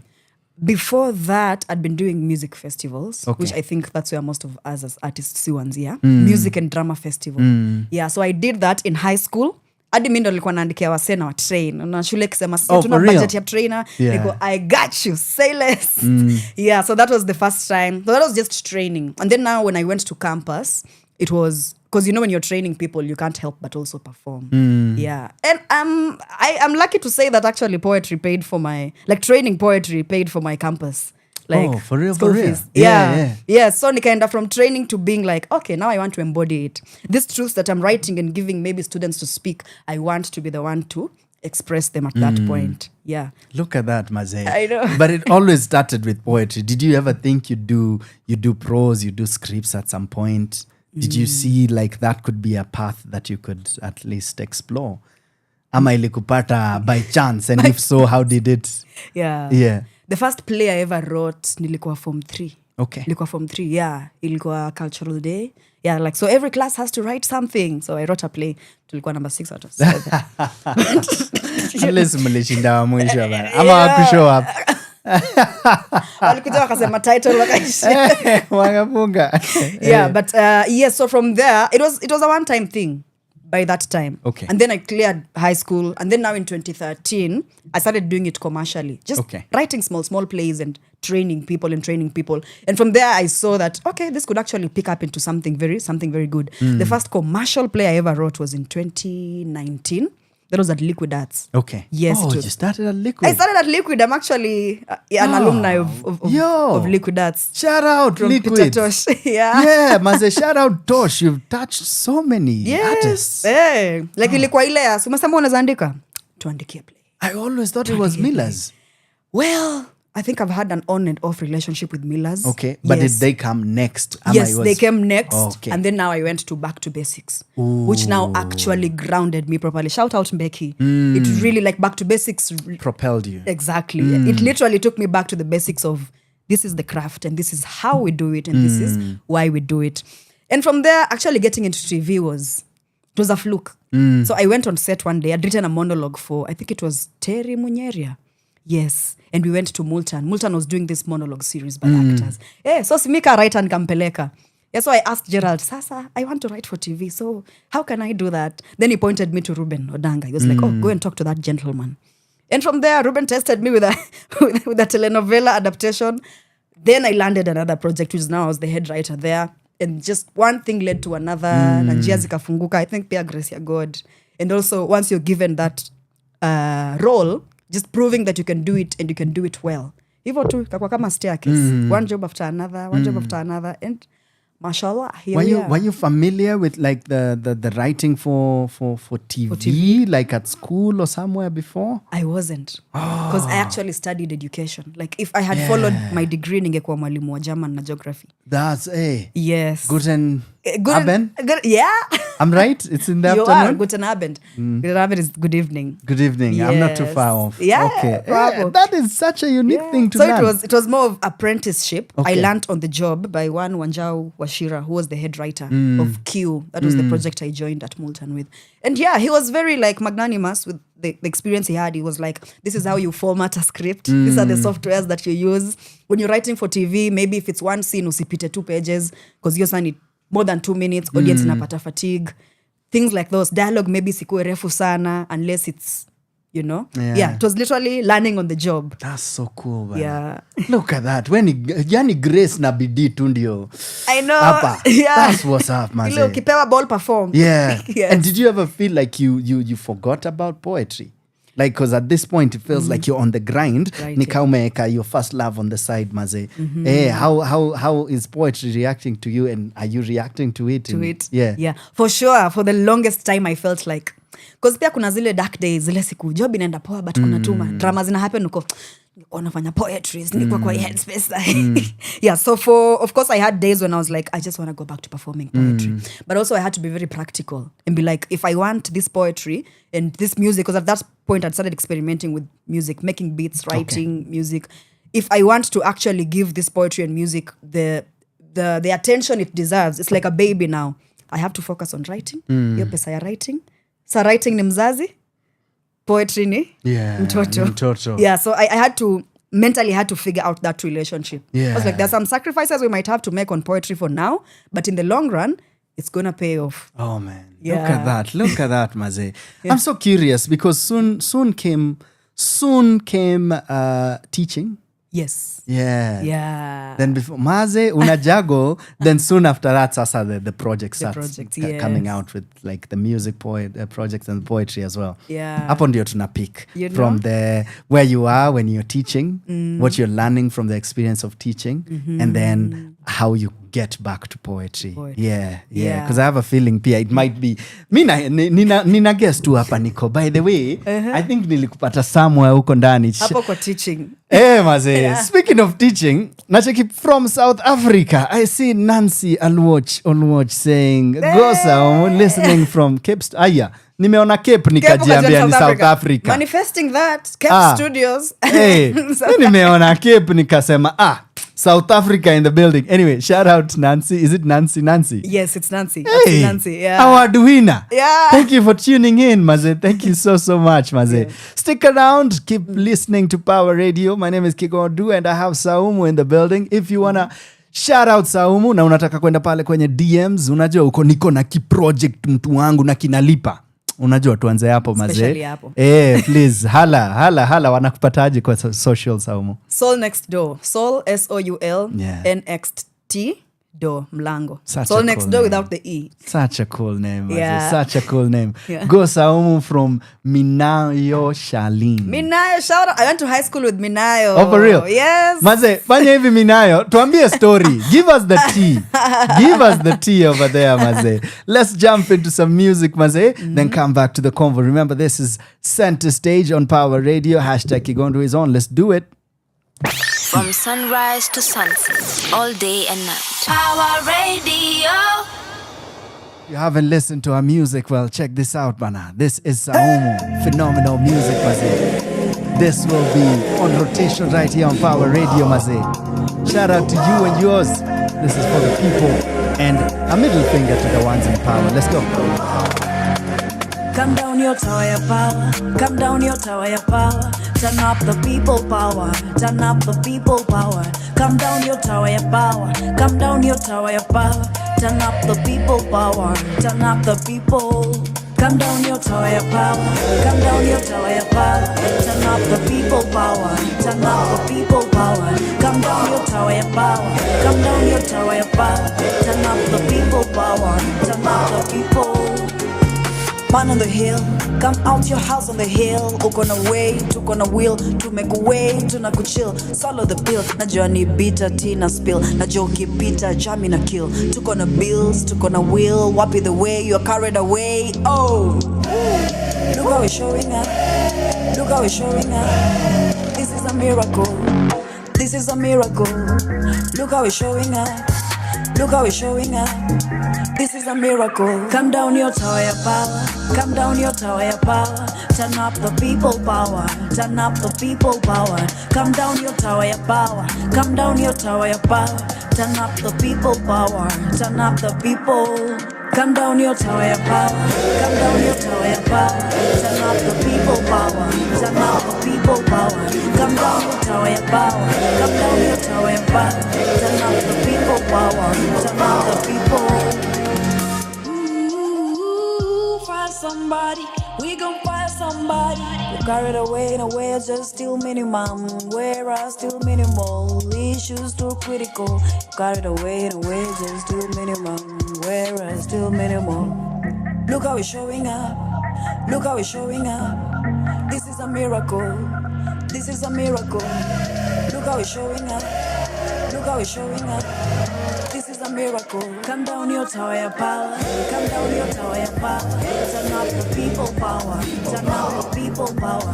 Come down your tower of power. Come down your tower of power. Turn up the people power. Turn up the people. Come down your tower of power. Come down your tower of power. Turn up the people power. Turn up the people power. Come down your tower of power. Come down your tower of power. Turn up the people power. Turn up the people. From sunrise to sunset, all day and night. Power Radio. Yes, we still have the superstar in the building. Nayo, let's throw it back. It's Thursday. Nayo. Hey. Stima zimekaa mtu wangu. Zimekaa. Ni kama stima zimekaa. Yeah. Ni kama stima zimekaa.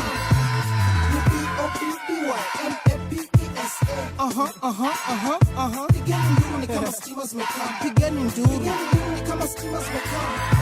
1, 2, moja mbili, mkono juu kainjili, jina ni mbili, aka ndio milioni, kwa jukwaa naitwa machua, aka maganji, aka mapound, aka macoin, aka mayen, aka mayuro, na waroro wa euro, aka ndururu, aka mapeni, dingi au donga, aka mado, aka shilingi, aka mabop, kama change za shop, unaeza nita bob, tukajua na miaka mob, najua ushanijua, koja nijua mpaka sai jua utaja nijua na ustaki nijua kauna mezo tu storo za gazo hau mezo you boy wa micharazo hadungagi mabati kwa shingo labda mbota na ngoto but single itamingle kwa chati kadingo ikikuwasha meza Vix Kingo na usiseme nina maringo P-O-P-P-Y-M-A-P-E-S-A Pigani nduru ni kama stima zimekaa Pigani nduru ni kama stima zimekaa P-O-P-P-Y-M-A-P-E-S-A Pigani nduru ni kama stima zimekaa Pigani nduru ni kama stima zimekaa April 25 duniani na arrive For money no money me mommy struggling stay alive Miaka mbao na bado na survive Nilikuwa na skive chuo wakishika mbook Kuishia F2 kushika tu mic Kuvumilia mamboko kapunda na mkoko Odijo wafizwali ni shosta kuwa kitu Eti ndengiza tutu ama ndafyatu Junapenda ratu na kukatu Kila mtu apana engineer Tukikulia sinia moja wengi wataumia Angalia wanavyoshangilia Juu nimeingia tu kuwaimbia Miti zilianguka rivezi kakauka Mwizi wako mulika Kukakwa narrationing ya rappers worth mentioning But tonight we might Dr. Light M-A-P-E-S-A Pigani nduru ni kama stima zimekaa Pigani nduru ni kama stima zimekaa P-O-P-P-Y-M-A-P-E-S-A Pigani nduru ni kama stima zimekaa Pigani nduru ni kama stima zimekaa Wapi nduru maze Pigani nduru maze Wapi nduru maze Pigani nduru maze Pigani nduru Pigani nduru Pigani nduru We piga nduru Pigani nduru We piga nduru Pigani nduru Wapi nduru maze P-O-P-P-Y-M-A-P-E-S-A From sunrise to sunset, all day and night. Power Radio. Yes, beginning nduru kama stima zimekam because guess what? It's about to go down. We are dropping a brand new one from the one and only Saumu maze. So tell your friends, to tell your friends, to tell your friends.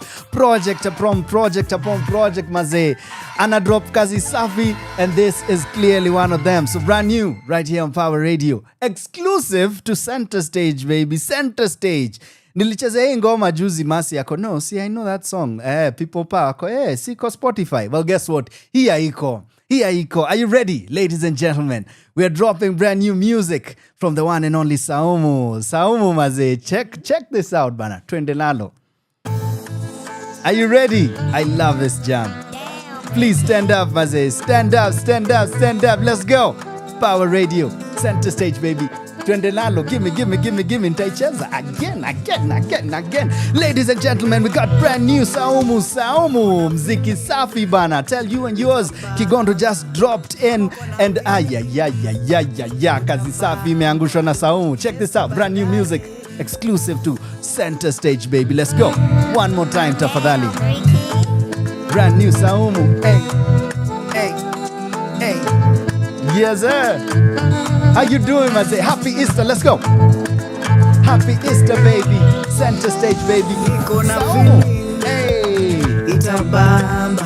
Let's Kama go. una feelings, utabambwa. Kesi baadaye. katatamba kama unanidai takupanga leo ni dundao wezungusha ukiweza makwela wamejaa hadi wengine juu ya meza mali iko fine so divine on a high brand new music sherehe hadi hapana mazee we've got to take it again take it back take it back take it back take it back mazee happy Easter baby happy Easter bana uko nako ka feeling juu niko nayo bana brand new Saumu bana tell your friends I'm a drop kazi safi check out everywhere mazee Saumu Kombo let's go hey brand new music niko na feeling itabamba kama uko na feeling utabambwa kesi baadaye katatamba kama unanidai let's go takupanga leo ni dundao wezungushe ukiweza makwela wamejaa hadi wengine juu ya meza mali iko fine so divine on a high sherehe hadi kesho brand new Saumu are you ready take a chance and dance with me hey dance with the night just kali sana mazee take a chance dance with me hey dance with the night and just be are you ready kona feeling itabamba kama uko na feeling brand new Saumu baby itabambwa let's go kesi baadaye hey katatamba kama unanidai nitakupanga that's Ricky Sax shout out Ricky Sax hey tell me what is better than this for your Easter mazee happy Easter with some brand new Saumu hey I swear I will reply to you I swear I won't be blind to you I swear I will be kind to you I swear I won't be bad to you I swear I've met the best of them on a mashup I swear I won't regret the flames to give up I swear I will be low-key took a crush out I swear I won't be smiling won't be flirting won't be searching won't go dancing we'll be laughing we'll be loving won't be searching won't go dancing we'll be laughing we'll be loving kama ni sherehe tunajua kupati kuja na vinyo upate nafasi songa na mbele songa na nyuma 1 2 3 tunajua kupati dunda wezungushe ukiweza makwela wamejaa hadi wengine juu ya meza mali iko fine so divine on a high sherehe hadi kesho hatumind iko na feeling itabamba kama uko na feelings utabambwa kesi baadaye katatamba kama unanidai nitakupanga from sunrise to sunset all day and night our radio yes sir brand new music mazee brand new music the one and only Saumu shouting out to everyone on that particular one nani mwingine ako juu hiyo ngoma Saumu there's Ricky Sax who's the producer and the saxophonist there's Gilda Amondi beautiful songwriter yo Gilda and vocalist as well and we have Swinator also one of the BGVs and the guitar player and myself hey but of course yeah, maze yeah. Kazi safi sana bana mimi niko na feeling hiyo ngoma itabamba ishabamba I gotta do what I gotta do it was right there maze yeah.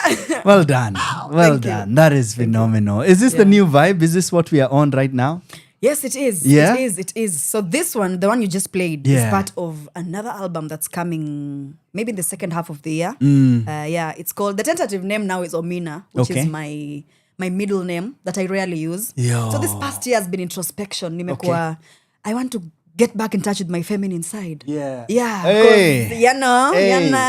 Wait. What does this mean though? Unajua kidogo nitakupata na kadress niko wagwan Saumu bana. Yeah, dress. Exactly. Dress nayo. Nitakuwa nimekuwa cloned. Okay. I'm in trouble. Yeah. Okay, so actually for that project we went to Karishota and we worked on the project there. It's very ambitious. It's an 8-track album. So Karichota for context is in Njoki maze, wasanii wenda pale wanajificha kwa Keith Pearson maze. Shout out Keith Pearson. Keep going. No, yebo. Yeah. So yeah, that's feelings. And it has a lot of melody. It has a lot of, and nilikuwa very open and very collaborative with the project. It has several artists on it because I'm a poet first. Hapo kwa muziki bado na learn. So I was like, I'm gonna bring on board as many musicians as I can to align, tutengeneze a melodic rap poetry kind of body of work. Hey, it's working. Yebo. So that's coming. That's coming out. Mmeisikia mapema. Inakuja. That's what you get bana on center stage. Hapa ni my exclusives too. Mi upenda kabla ni introduce ngoma mi wenda, oh that's my good friend maze. Tuna flex huku bana. Maze, I'm honored to know you maze, kazi safi. Thank you. Yo, okay, tuliachia wapi? The teaching. Tuliachia kwa teaching. Yeah, what's the biggest lesson you learned teaching across the country? Shout out Nancy, Marcy and the whole gang. I know, Charles, yeah. Becky. Wazee wenzetu. Yo, I learned a lot. I think what the most important thing I learned is hauwezi fika place unasema I have learned, like nimemaliza, like najua kila kitu about writing. Sasa una step back. Because crazy, the way the project was tailored is, so after so you were teaching directing, I was teaching writing, Nancy was teaching production design, Marcy was teaching stage management. In writing peke, kuna vitu nilikuwa na learn from just listening to these other departments. Yeah. So una learn, hakuna like, hatsi kidole kimoja akivunji chao. I think let me just say that. Yes. Yeah. There's this interconnectedness with the art that we create. Yeah. We need the other departments as well. Okay. So nililan hiyo kidole kimoja hakivunji chao. Yeah, man. No. Ouchia maze, multitasking kidogo yake maze. You know. But maze, you're clearly good at it. The multitasking this is because you're learning, you're discovering these things, you're observing, yet you're still cooking. Unajua? Because at times, especially from the educational system tulifanya, when you're learning and maybe when you're teaching, hazitaingiana. But clearly in your artistry, you are doing that practically on the ground. Yep. We're speaking of a thing that we did, now it's like a couple of years ago. I do understand you did it last year as well. Again, yeah. But they got a couple of professional practitioners to travel across the country to teach thespians. Yes. Was that when we met though? Yes. No, I think we had interacted with each other's work at the theater. Yeah. And then Sando tukakutana. That is when we actually got to know each other properly. Yeah, because you can't help but, especially mkiwa pamoja for a couple of weeks. You mlazima mjuane maze. Okay. At that point, do you know that you have a poetry project coming out? Do you already have something out? AKA, how soon do you do the first project that you release? At that point, no, not really. Okay. At that point, I'm still writing. I'm still writing. Poetry ni ule mtu ya pale kwa geta ko, auntie please, like, when are you coming back to this side? Yeah, so at that point, I'm still writing. So I picked up a book. Now, how it came to now me writing this particular body of work, The Rise of I. A friend of mine gifts me a book for my birthday. And the book is titled How Women Rise. So at that point when we are teaching, I think Nico 3 years into writing professionally. Yes. And already I'm feeling, because I think my brain is very fast. So at that point I feel, nimeanza kuplateau. I feel like nimegonga, I need a bit of. So my friend gives me a book called How Women Rise. And I read this book. And it's so inspirational. Nico, hii knowledge iko hapa mina feel, wase wanafaa kujua. And I know most people, maybe 50% of what to see wasomi per se. But I'm like, this is knowledge that people need to know. So I read that book, and the book just outlines some of the beliefs that tunakuanga nazo zina to keep stuck at one place in our career.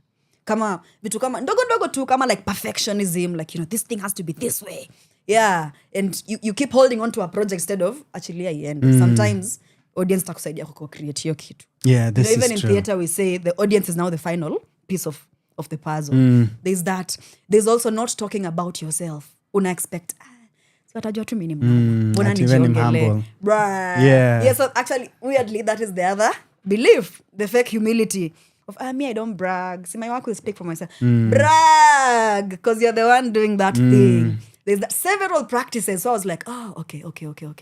So that led to me writing. So I read this book. Let's say I read it in January because my birthday is in January.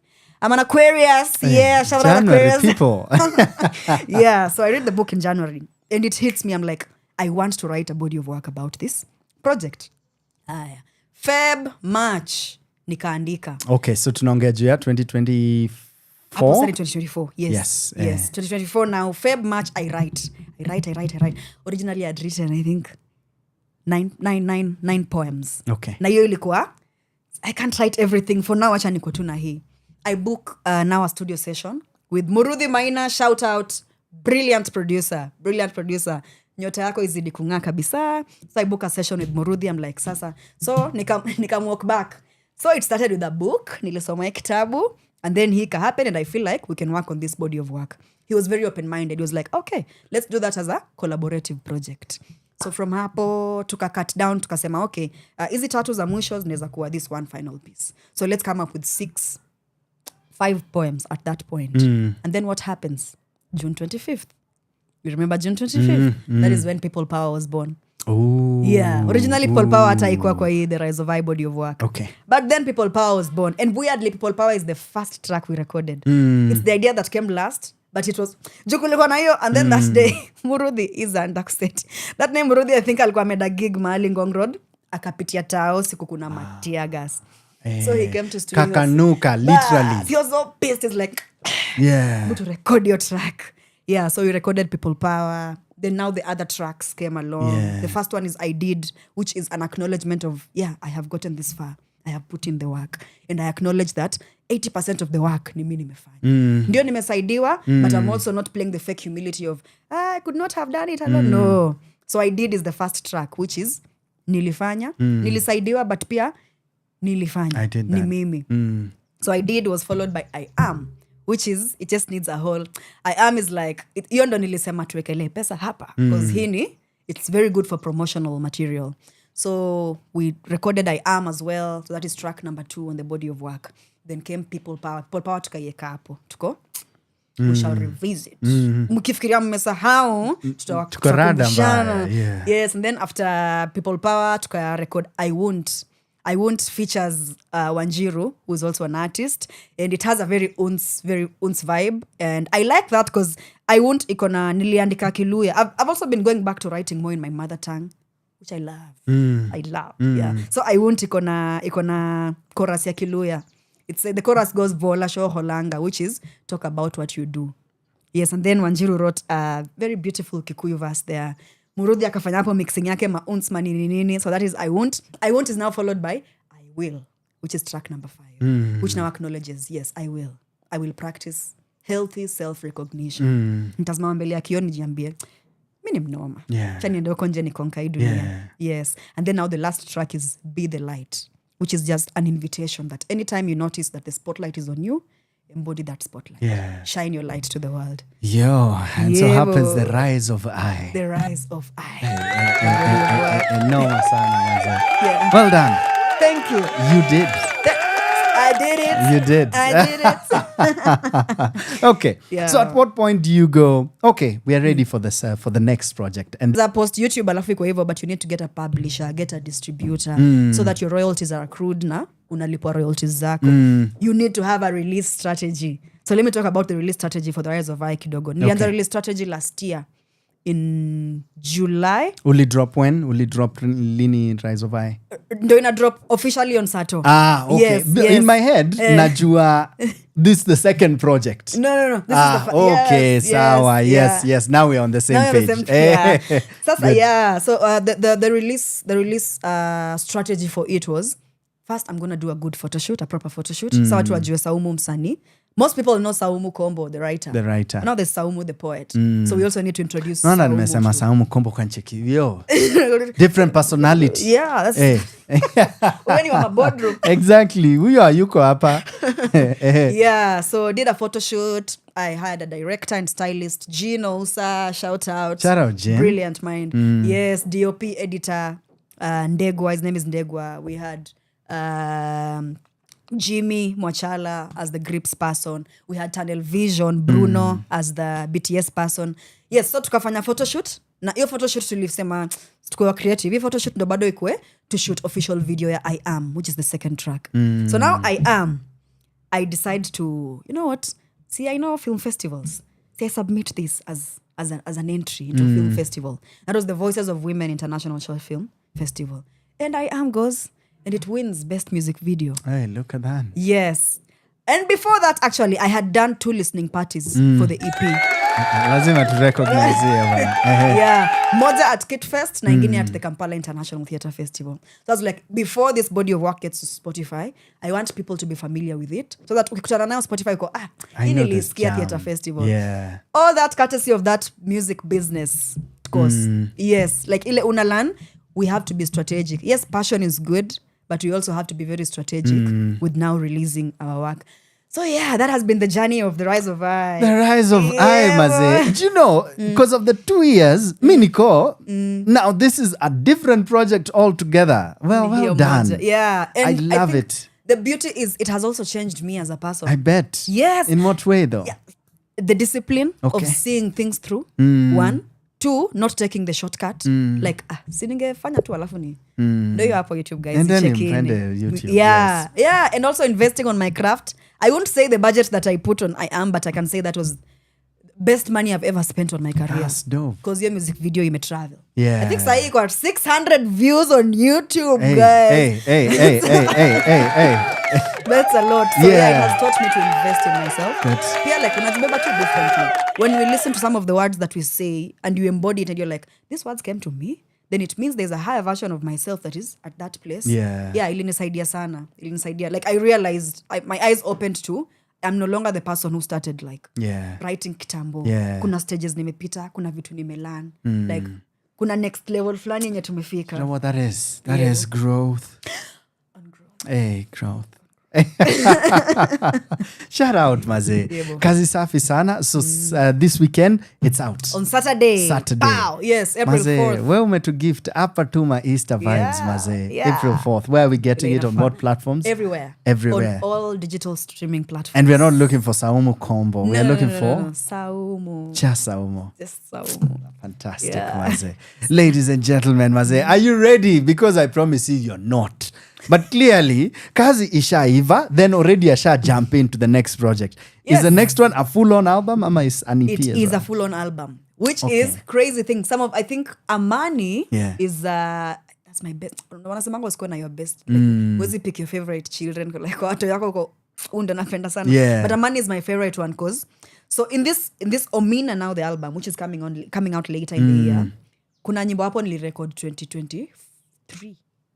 Yeah. Okay, this is even even Nyuma, before the Rise of I. Yeah. But then I think there's just something about time being a co-creator. Like una feel too bado. Unasikizisha wako, this should be out. Niko bado. Like it needs a body of work. So yes, I felt like I prefer releasing zikiwa hivyo family. Ndio, ukikuja, you get to hear all the different parts of who I am. Yes, like there's this sentimental, kuna huyu wa mapenzi, kuna huyu activist, kuna so that's coming out later in the year and I'm actually very excited for it. I can't wait to jump into now the marketing strategy for that one. Anytime situpo.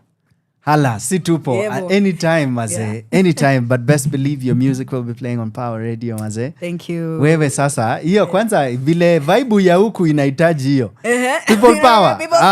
Tuko tena sana maze. Vile inafaa. Nimeona uko na your tool of work. Yes. Do you want to play us something? Yeah. Why not? Nilibeba mtoto. Do you want me to play you the acoustic version? We are good to go, Sindio. Why not? Whatever you're good to go with. Yeah. Then after that, we'll do the jam we've just premiered right here. Alafu we can call it maze. Yeah. Ladies and gentlemen, Saumu in the building. Yebo. Check this out. I'm going to do a medley of People Power and Amani. Go for it. I think they go in the same theme. Go for it, maze.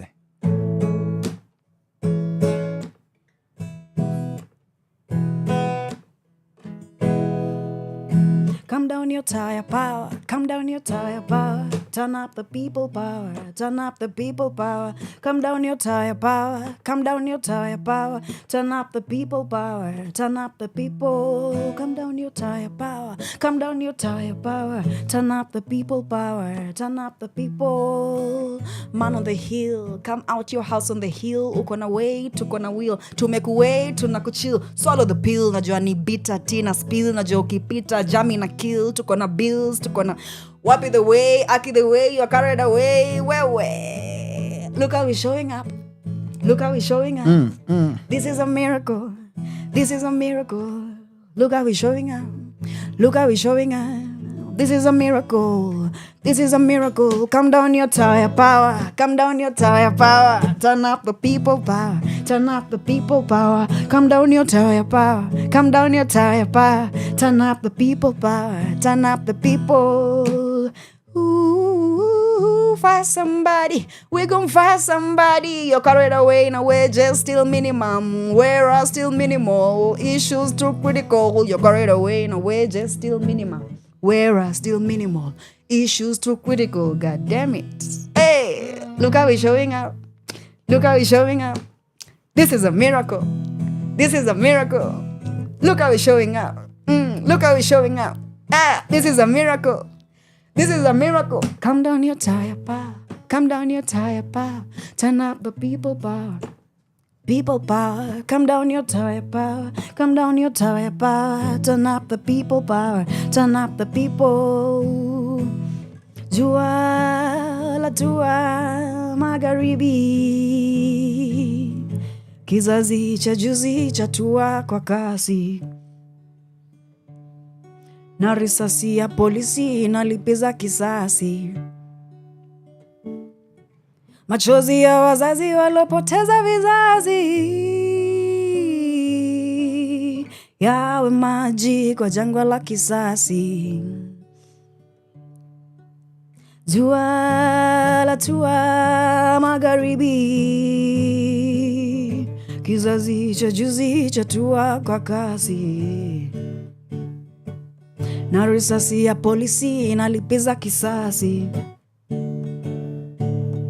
Machozi ya wazazi walopoteza vizazi. Yawe maji kwa jangwa la kisasi. So, this skin, this black African skin, this Kenyan skin, this Tanzanian skin, this Ugandan skin, this South Sudanese skin, has skimmed through tests that skin it alive, but it still lives to be tested. Chances, thin, slim, this skin's thick history. Kith kin tasted this skin and it can attest that it was the black irresistible taste of my skin that made it wear skin dip kinship's slave. Shelved on big ships on big seas, sailed on big waves on big seas, seas whose salty waters seethe with the seized and deceased souls of my ancestors. Seas, salty, what as could it be their sweat and tears? And these great seas with regret keep wishing, weeping, deep inside knowing that they could have risen in raging hurricanes, raking the sails, ripping the sails, smashing the slavery ships out of sight, but they too failed. The taste of my skin, so taste my skin. Run your tongue over the smooth dark brown complexion that is this skin. Let the salty taste a taste of hard work and harsh suns. Dark skin palms light, because I am a product of the earth and the sun. I am Africa and this is the taste of my skin. Yeah. No words, mazee. Kendi yuko huko ametulia leo ako concentration mode, mazee. Well done, Saumu, mazee. Thank you. Ladies and gentlemen, that's the one and only phenomenal artist. She writes, she speaks poetry, and clearly she plays it as well. And she sings phenomenally well. Thank you. Maze, yeah. noma sana, nimependa maze. Asante. I can't wait for this one and the next one and the many more after that, bana. For sure. Check this out. Sure. Kuja tu Alivo Buds, you never know what you just might hear. You never know what you just might hear. Now ukisikia 3 seconds in window, is that? Yes, it is. It is. Yes, it is, Maze. Always good to see you, Saumu. Yeah. Thank you for coming through. Thank you too. The rise of I, Maze. You know, let's rise. Let's I love go. the concept. Let's go. Thank you. I love the concept, Maze. Fantastic. Pale socials tunatafuta Saumu. On the social soul next door. Yebo. Next without an E. That's it, Maze. Tafadhali. Yeah. Remember, this is Power Radio. We give you nothing but the best. Any final words, Saumu? Wow, a lot. You know, today is a very emotional day, actually. Is it? Yeah. Today is a very emotional day because it's been 20 years since, exactly today, like 20 years ago, we laid my mom to rest. So today morning, my dad called me and he didn't even talk about, like he talked about something very different. But I was like, I feel you. I felt so close to my dad today. And like I was looking back to that nikisema how old I was mtaanza kupiga hesabu na wacheki like I was looking back to that girl at that time na mtu nimekuwa saa hii and I'm like that version of Saumu could not have believed that we could come this far. Yes. So I think my final words would be sometimes when loss happens, in a way it redefines the journeys that we take, and that is not usually necessarily a bad thing. Sometimes kuwa open to the emotion that the universe is serving you in the moment. Yeah. So, I mean, it's been Leonie anniversary. Like I woke up feeling some type of way, then it hit me. It's because. And then also, yeah, I think becoming older, because in the past 2 years, haijawaini hit flame and hit leo in the past 20 years. So I was like, maybe also becoming older and also silencing kelele za nje imeni ground to the reality of I have had several seasons in my life. Several times where I was like going through different things and just acknowledging that all those things maybe zimenifikisha hapa mali nimefika. Yeah. So anyway, my final words would be be honest to the moment, be true to who you are, be open to what the universe is serving you, and always be in the spirit of collaboration, because you never know what the other party is bringing on board your project. I can say that I stand here on the shoulders of very great people, including yourself. Yes. Like, you're to kuwa open-minded to what can I learn from this situation? What can I learn from this person? What can I learn from this experience? Yeah. Hey. Yeah. Bless up, maze. Yeah.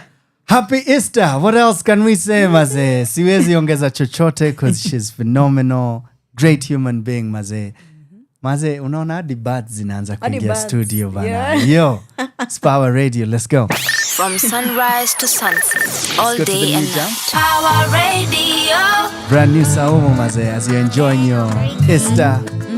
Mki hang out, maze. Ibambe na iwabambe, maze. Holla at your people. Go follow Saumu everywhere. Nayo. This is Soul Next Door. Let's go. Niko na feeling itabamba. Kama uko na feeling utabambwa. Kesi baadaye katatamba. Kama unanidai nitakupanga. Leo ni dunda wezungushe ukiweza. Makwela wamejaa hadi wengine juu ya meza. Mali iko fine, so divine on a high. Sherehe hadi kesho hatu mind. Take a chance and dance with me. We can dance with the night, just be free. Take a chance, dance with me. We can dance with the night and just be free. Niko na feeling itabamba. Kama uko na feeling utabambwa. Kesi baadaye katatamba. Kama unanidai nitakupanga.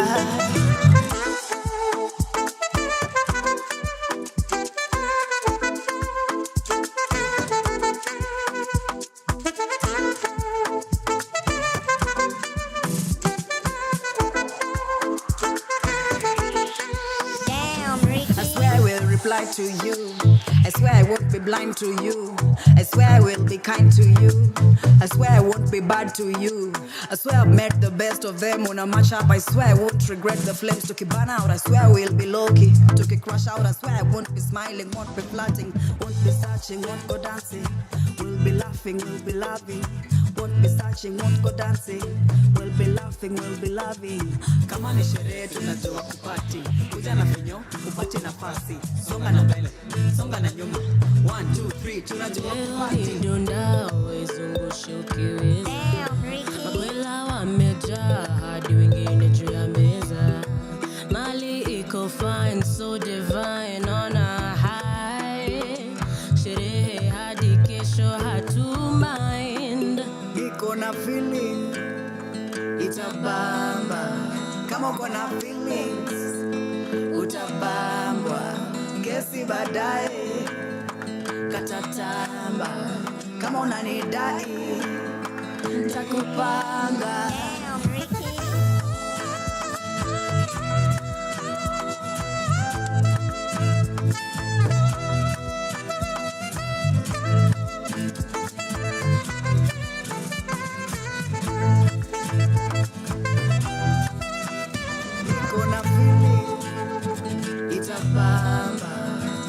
na feelings utabambwa kesi baadaye.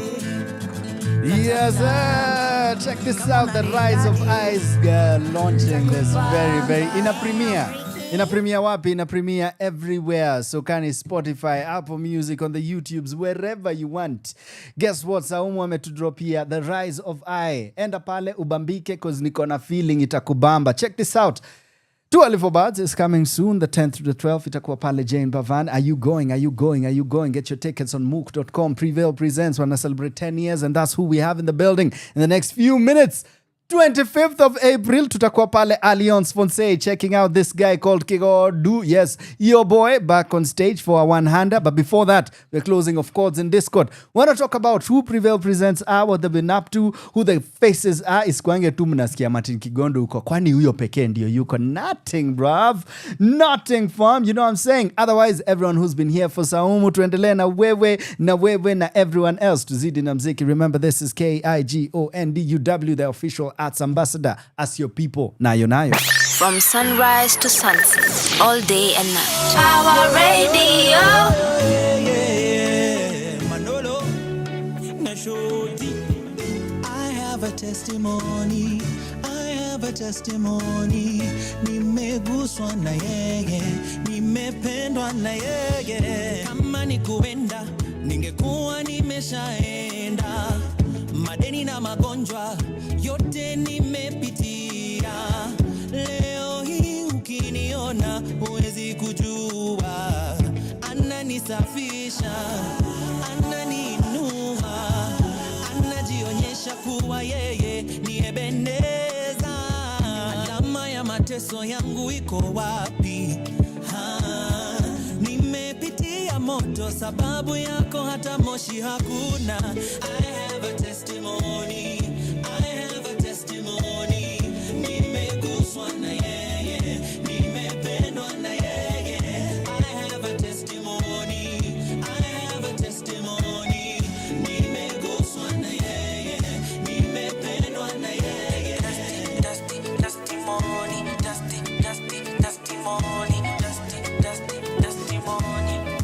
I have a testimony.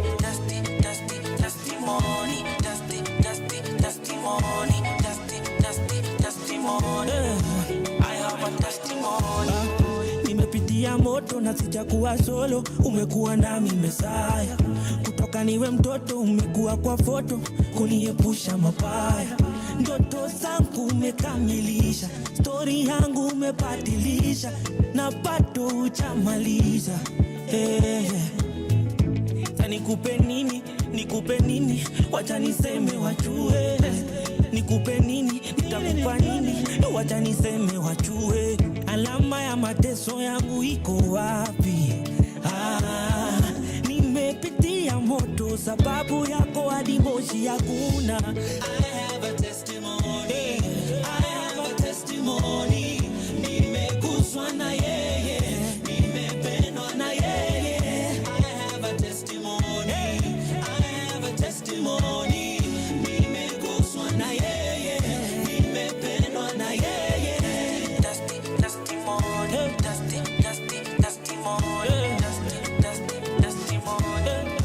I have a testimony.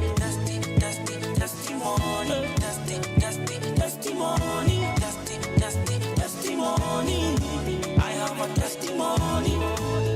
Leo huwezi sema huna testimony, huwezi kosa ushuhuda juu ya Simba wa Yuda uliyeitwa tasa leo na mwana.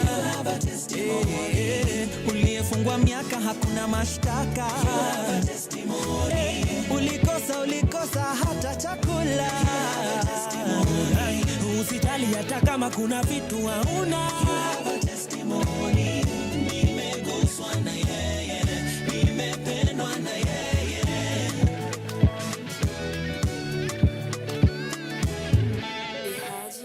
Made it.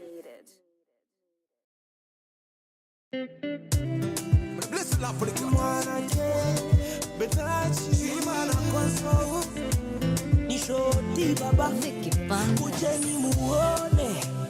kujeni muone, Ebeneza,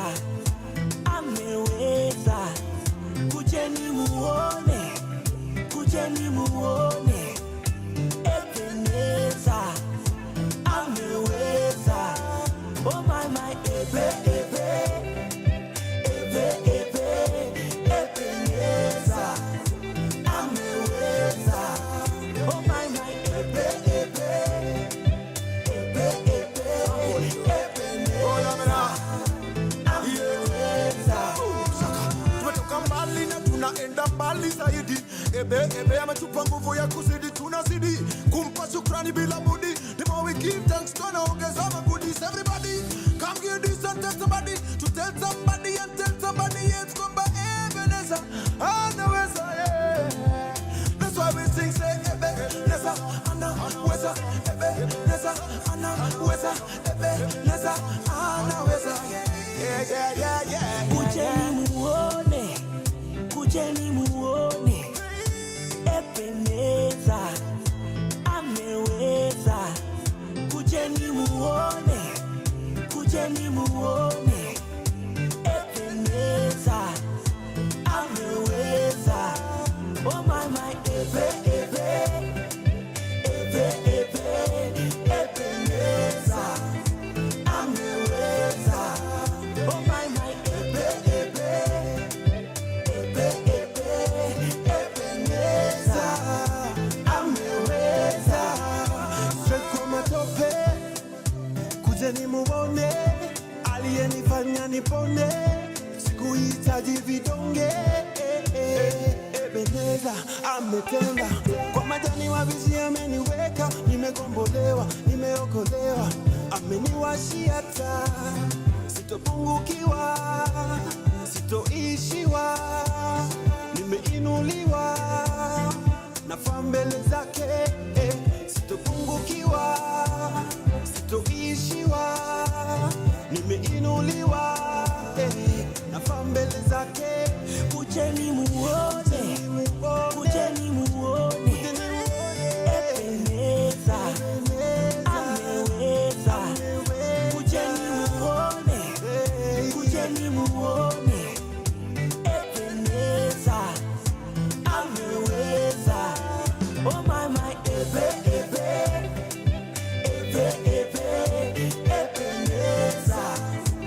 ameweza. Oh my,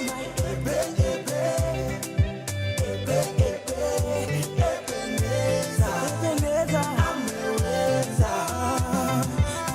Umbali ni wewe, hapa nimefika ni wewe. Na shukurani upewe, lazima majirani waelewe. Umefanya nimeng'ara, ukaondoa hasara, ukafungua barabara, ukafanya nimeshainka kipara. Na nikisema ni kwa nguvu zangu, you know it's a lie. Ni kwa uwezo wa Mungu wangu, walai. Na nikisema ni kwa nguvu zangu, you know it's a lie. Ni kwa uwezo wa Mungu wangu, walai.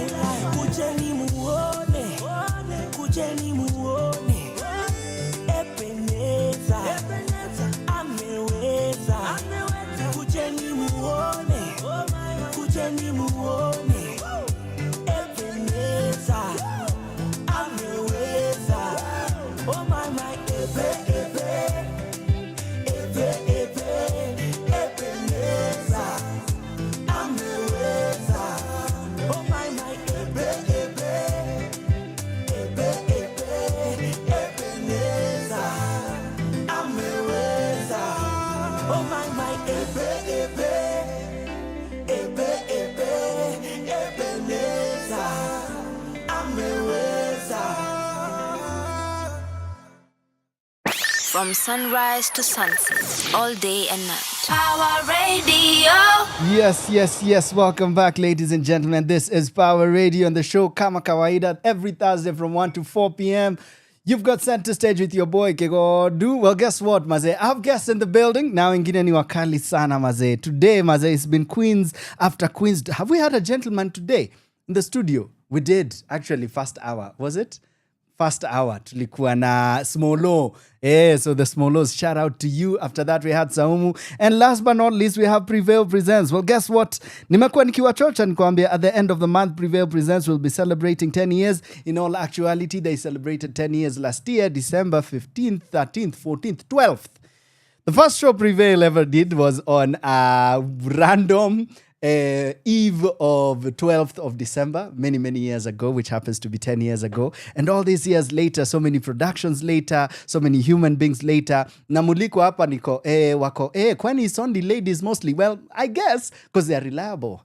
And yes, we are celebrating Wangari Maathai for Too Early for Birds, not too long from here. But before that, wacha niongeleshe ambao tuko now in studio. Ladies and gentlemen, I give you the one and only Magdaline Njoki.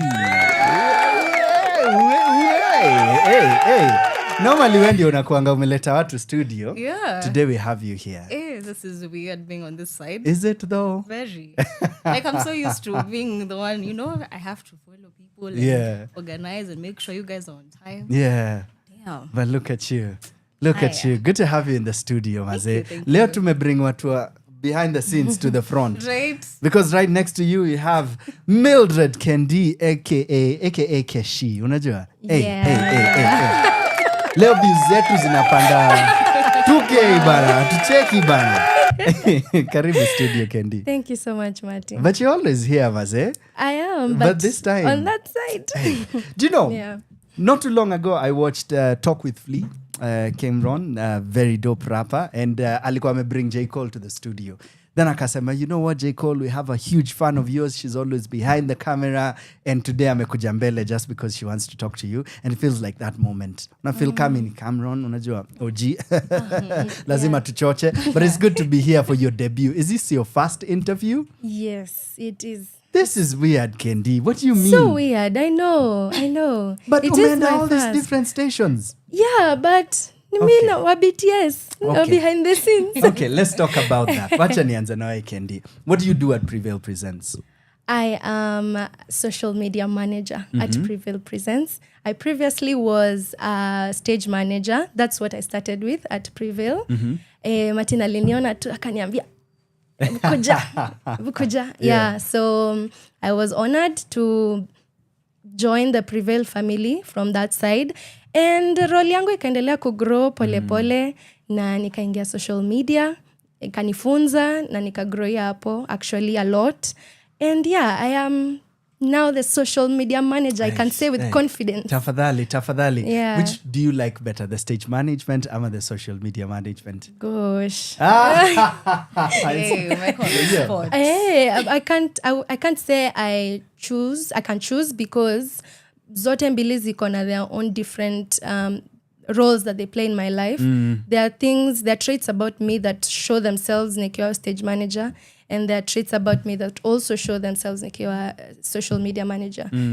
Hata there's a point nilikuwa zote mbili at the same time. So yeah, I think mi sisemi naweza chagua, but mi hupenda opportunities zenye zinaweza nisaidia ni grow. So nitazipenda zote as long as tuna grow. Hey, look at you, Maze. You're one of the most impressive human beings I know, and I know a lot of impressive human beings. Thank you. Yeah, so well done. Well Thank done, you. Maze. No, Thank you. I learn a lot from you, not only as one of the people who work with you at Prevail, but also as your friend. I learn a lot. I admire you a lot. You're very smart. So I get why my fans are wengi. Niko, yeah, I get it. She's my little sister, but I get it. Okay. Thank you so much. Hapo sawa ze. Hey, Kendi. Yeah. Hey, sijai kusikia umeongea kizungu mingi hivyo. Let's come over to you, Njoki. Yeah. I have 2 questions for you. The second one is who the first one, No. The second one is who Prevail Presents are. Yeah. But the first one is what you do with them and how it has been for you with them so far. Okay, let's start with who is Prevail Presents. Okay, you want to go with that first? Yeah. Go for it. From the minute I joined way back in 2024. It's been an interesting journey. If, by the way, I was told that one day I'd be in the theater production space, no, I'd have been like, no, that's not true. Okay. But I've come to appreciate that Prevail Presents is an interesting production company that deals with theater and films and, I don't know whether I should hint at the moment, but for now, let's just let it play out at theater plays. And it's a place where Prevail really brings out stories quite well, dealing with social justice, inclusion, and narratives like that. Yeah. Look at that, Maze. Hey, you're very formal, bana. We should send you out for more of this, bana. Una to represent Missouri, bana. Hey, what do you do at Prevail? I am the communications and PR specialist. Yeah, so this is where I really have to create the story before people actually get to watch the story. So it's a place. My role is entirely to just teach people and give them a hint of what to expect.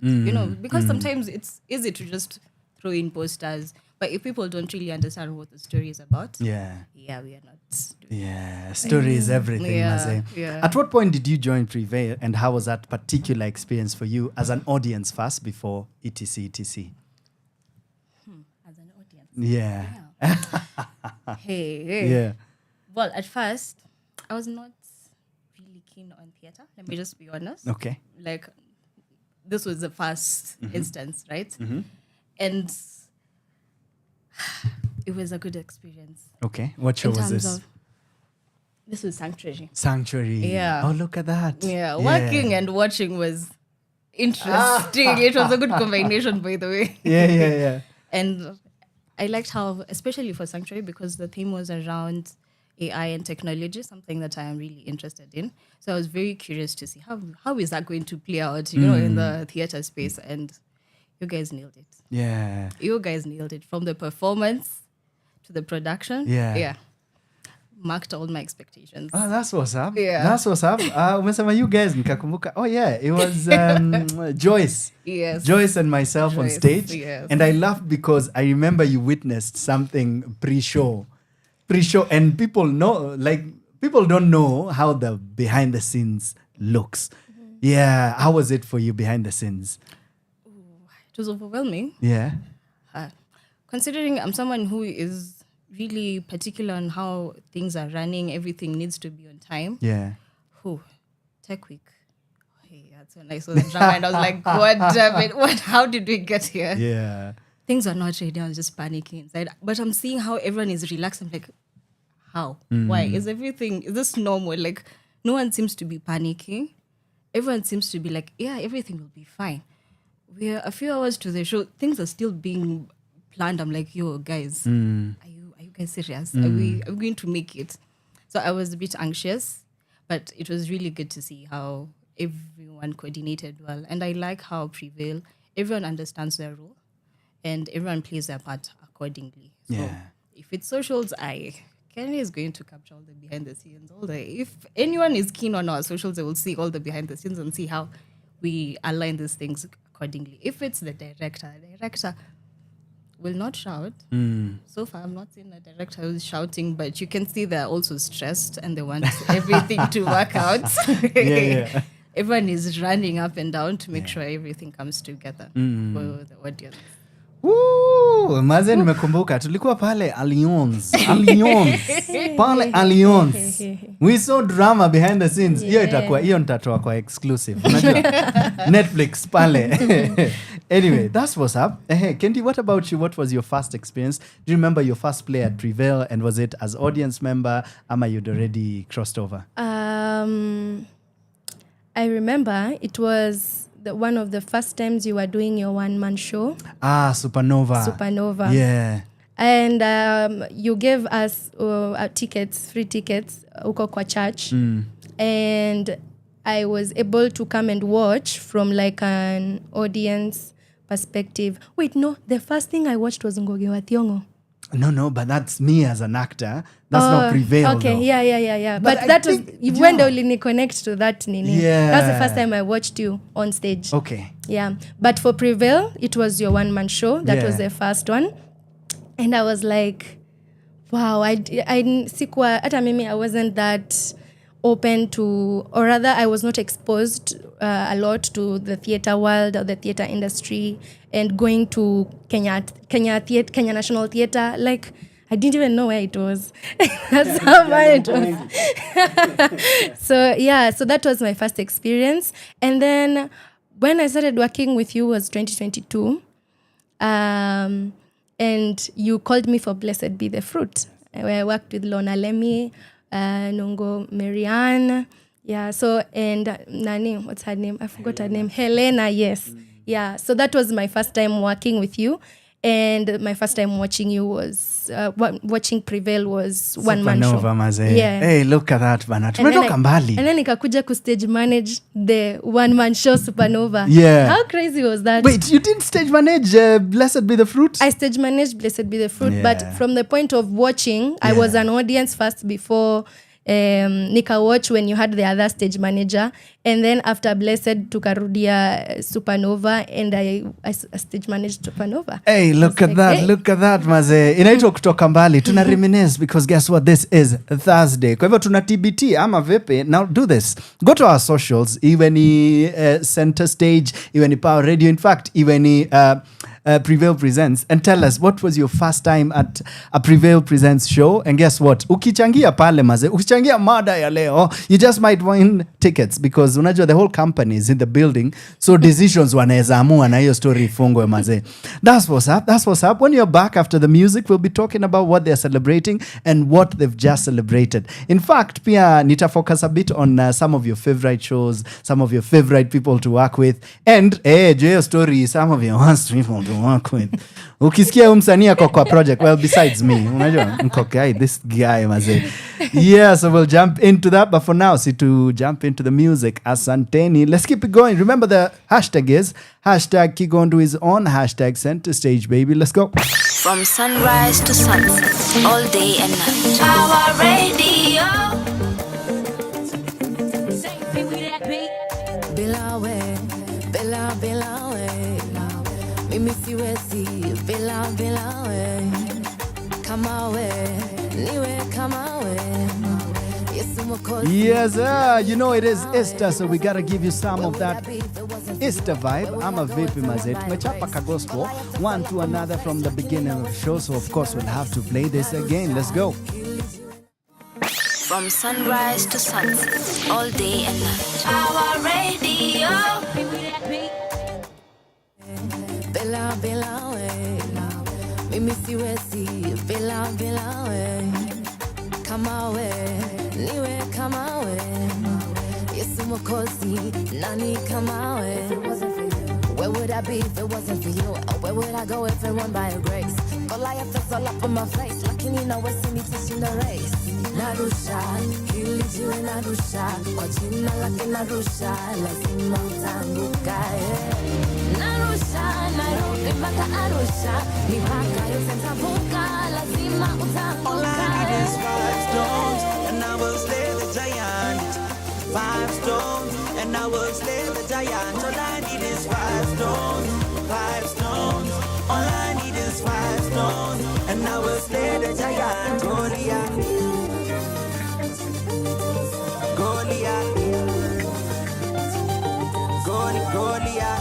This is to all of my brothers and sisters who be facing all of them challenges. Whether financial, physical, emotional, we just gon' let Jesus handle it. Cause he done fill us with joy. I'm a tupa hio fire. Maweta no kwamfu kojo. But we never go tired. Recap, I'm loving the tune, but I don't understand. How can this story relate to me when I am nothing to be? You're wrong, cause hakuna kamawe. He gon' make you strong kamawe. You see the hulola atawe. My papa you konawe, that's why. 5 stones, and I will slay the giant. 5 stones, and I will slay the giant. All I need is 5 stones, 5 stones. All I need is 5 stones, and I will slay the giant. Let's go. No money, no power. I ain't chasing no money, no power. Hate all you want. Na ukibonga pia ni sawa. I spread my wings and fly. You amenipa mabawa. I'm running for my God, cause he's a God of power. Amenipa amani. God is giving peace. I'ma tell y'all, yeah, ni nani. Who my God is. Alinipa grace for a new day. Me at the praise him daily. Me at the lift my hands in the air. They gon' talk, I don't really care. Sinime enda show. Bila hata fair. Ya kurudi 5 stones. Mfukoni na ile fair. Ya Daudi, see keep it rocking your boy. I'ma praise him to my end. Me know the tire, cause he's my eternal friend. All I need is 5 stones, and I will slay the giant. 5 stones, and I will slay the giant. All I need is 5 stones, 5 stones. All I need is 5 stones, and I will slay the giant. Goliath. Siyogo piji tuyo.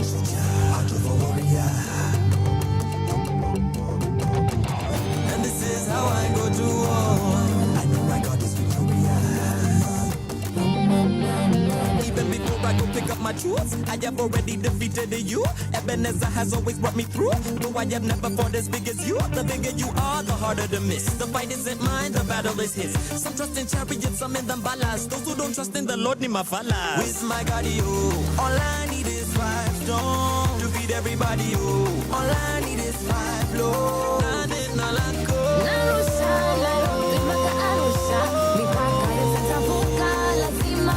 All I need is 5 stones, and I will slay the giant. 5 stones, and I will slay the giant. All I need is 5 stones, 5 stones. All I need is 5 stones, and I will slay the giant. Goliath,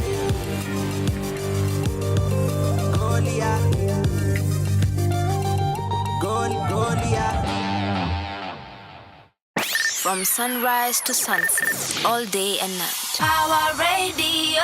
Ladies and gentlemen, welcome back. Remember, this is the last Thursday that I'm here. Si ya mwisho, lakini nakuja after then, maybe 2 weeks hivi. So next week tuende tupumzike, Flozz apumzike kidogo mazee. After that, Rudy after too early for buzz. Nitakuwa nimechoka bana, but either way, I'll be glad to be here because I love music and I love you people. Speaking of love for things, well, guess what? A thing that we love, the people in the studio, is theater. And we have a couple of shows coming up back to back to back. In fact, so back to back that it's in the same day. So check this out. Prevail presents, of course, on Discord, Martin Kigondu play, Hey, Anna at your boy, starring Polian Jerry, who you've seen here. And we also have Mwikali Mary, who plays Joanne, as Jerry plays Jane. They'll be doing this at the Alliance Francais. Tiko unaweza buy at 1,400 kwa mtu moja, alafu hizo zingine utajua baadaye. For now, go get yours, maze. In fact, who knows? Tomorrow they just might be dropping an Easter package. I don't know. If they don't, where get your tickets already. Pale Mad Fan. Show yenyewe ni ya Prevail Presents Villeneuve Show na itakuwa pale 25th. At the Alliance Francais, 3 p.m. Iyo jioni, 6 p.m. A dude called Martin Kigondu will be getting on stage as Professor Ephantas Njoku. Mbesa Timatina. That is an actual line in there, maze. Na we. Unaweza enda mcheki pale by the award-winning Dr. Fred Mbogo. They've collaborated before this too. Na walifanya kazi safi sana on a play called They That Have Missing Marks Shall Not Graduate. Was that the first Prevail show that you came to, Flozz? Hiyo ndio ilikuwa ya kwanza. Tumetoka mbali mazee. So go check them out. Kigondu will be on stage for a show called On the Uselessness of a Professor by Dr. Fred Mbogo. Check this out mazee. Watakuwa na celebrate a special day ambayo I'm hoping that Magdaline will be telling us about. First of all, they had a recent win and maybe pia unaweza tuambia why we are having this particular day. We have a double bill. Karibu sana Magdaline. Let's go. So, as I hope people are following us on socials and our address, what we've been up to. Yeah. And we are on the 25th. Which is a Saturday. Yes. We'll be marking 10 years of Prevail Presents. And guess what? It's not ending there. We're still winning and we have awards to show, right? We do, right? Yeah. Yes. One of them being Prevail Presents Company of the Year. Hey. AKA all those companies we bring in studio, maze. Yeah. Kumbe, leaders, So you see why people need to be following Prevail Presents. We tell good stories. Hence why this award is not for nothing, So if you're really keen on seeing why we won this award, people need to come and see what we're doing and what we're up to. Other than that, we won Best to Handa. Yeah, Best to Handa, of course, and Discords. Now this is your chance. If you missed the first time, I don't say, now I don't. You don't have a reason, honestly. This is your chance to see it. Come see why we won Best to Handa. By the way, it was done by Mwikali and Celestine. It was really good. A very good performance, by the way, honestly. Other than that, by the way, we've been on a streak. That's how we roll. It's been nice. Yeah, the other one was Picha. Honestly, if you missed Picha, I don't know what to say, but unfortunately, hopefully, maybe Martin might decide. Maybe. If you guys just talk to him nicely, he might decide to bring it back. But yes, we won Best Lead Actor and actress. Yes. Yes, Yeah. yes. And, well, I'm pretty sure it might be a while if we are to ever do it again, Picture. But what I do know is one of the people from Picture is coming up on stage for Of Gods and Discord. So, auja hata sana. Because Polian, who was in Picture, is jumping in to take place for Celestine. Who's enda socials uone why alafu hata utalilili hapo kwa ma DMs na kwa ma zinaitwaje comments, but yes. So 10-year anniversary and celebrating the wins. Yes. Thank you for that, Maze. Kendi, umekuwa nao for 1 minute. Who's your favorite performer to like work with besides Martin Kigondu? Hello. Umeamua unieke kwa spotlight? Yes. Okay. Favorite artist to work with. Yeah. Kuna msee fulani hapa anaitwa Martin Kigondu. Chocha Maze. No, imagine si chocha. Okay. I wish ningekuwa na chocha. Guys, I wish ningekuwa na chocha. Okay, si wish but like but Martin Kigondu surprises me every time. I know like anavaa kofia ya producer, director, actor na bado anapanda stage shika lines page 35 akuja watole yani watole performance amazing, and hata why lack like performance yake utawai feel kuna kakitu leo mmeamua every hour mtu anataka besides Martin Kigondu nipo tu ku acknowledge that, but I receive. Thank you. Okay. Aside from that, I also loved working with Nungo Marian. For what show? She's done 2 with Prevail, right? Or maybe she more. made an impact on me kwa Blessed Be the Fruit. Okay. It being my first show in the crew with Prevail, hakuni kanyagia, hakuni push to the wall. She was very gentle, very warm, and at some time angekuja niambie hapa unaona hapa kwa nini eka stika ndo mtu asipotee, you know. And I appreciated that feedback and that your conversation na yeye. It was really, really enlightening for me. I also liked working with Bilal Moura. He's very professional at what he does. He's always out the energy aitaienda chini, and that's one of the very important things of sustaining a show from start to the end. But all the other artists, you are a very good casting director.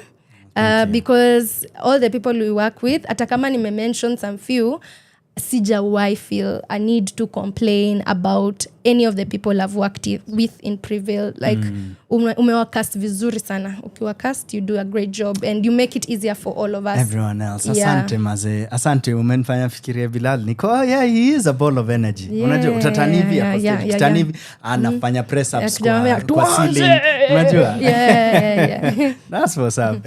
Yourself, sitauliza the opposite, so sijali. So who has been the worst? Can I answer the worst? Well, wow. Okay, so go for it.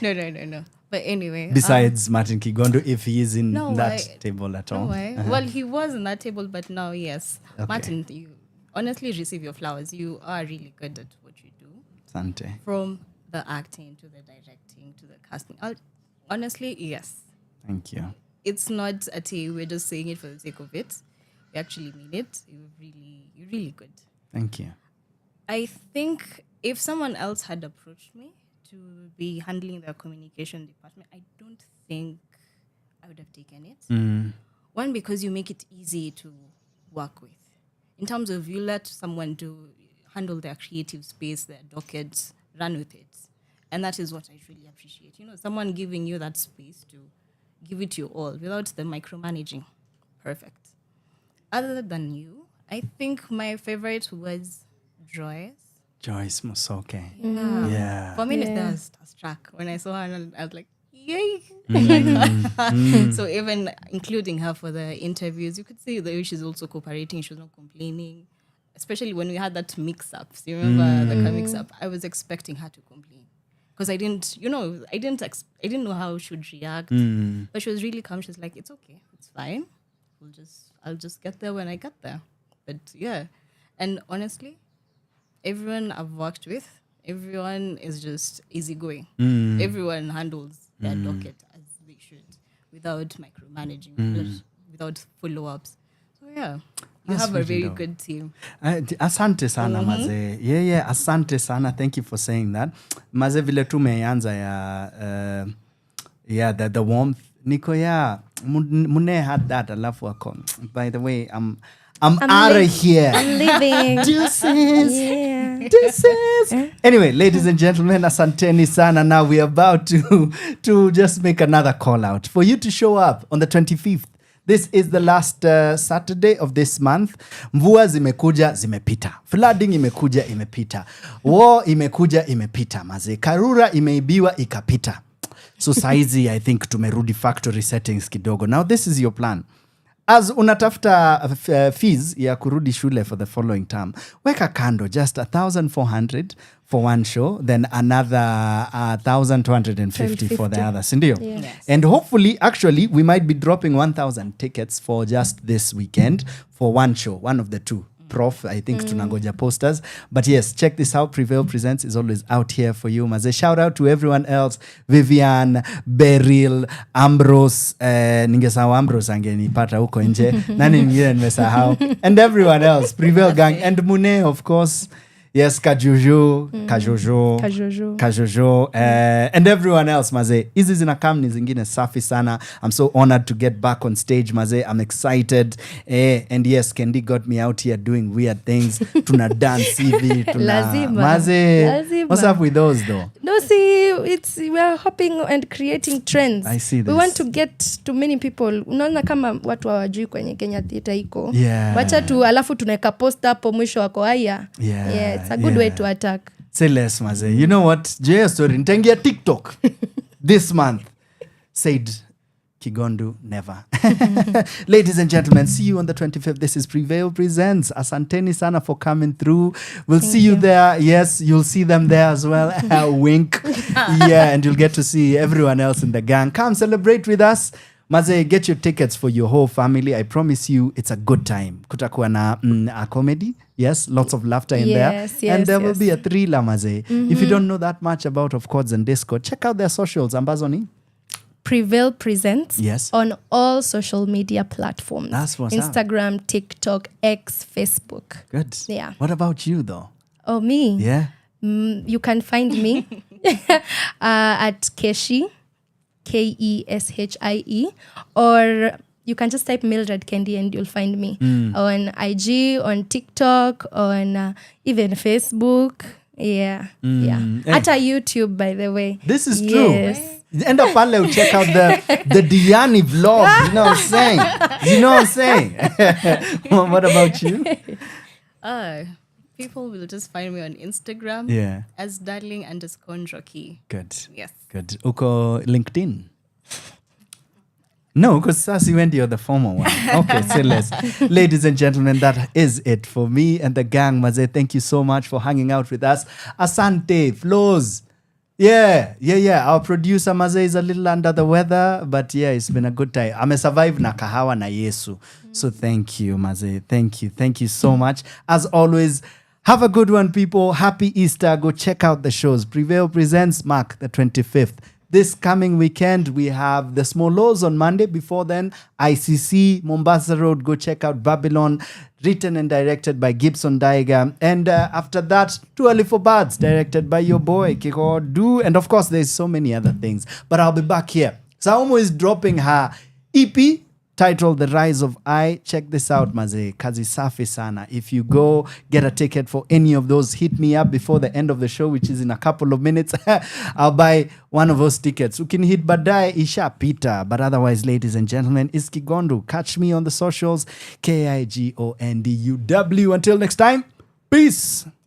From sunrise to sunset, all day and night. Power Radio.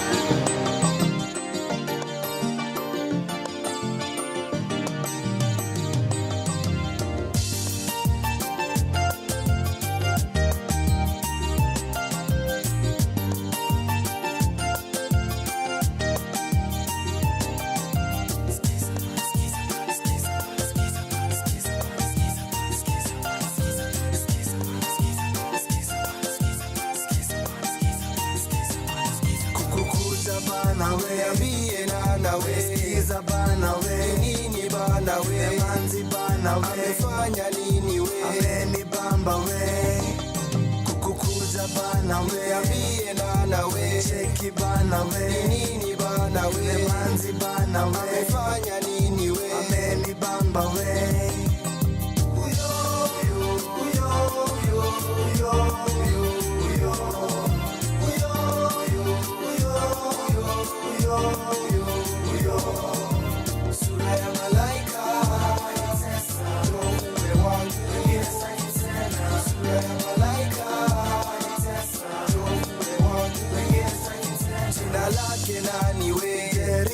Anakata bana we, songa bana, si ameumbwa bana we, changanya bana we, macho yake bana we, malaika bana we, ametoka wapi we, sijui bana we, ulize bana we, aje bana we, cheki bana we, sasa lini bana we, anachali bana we.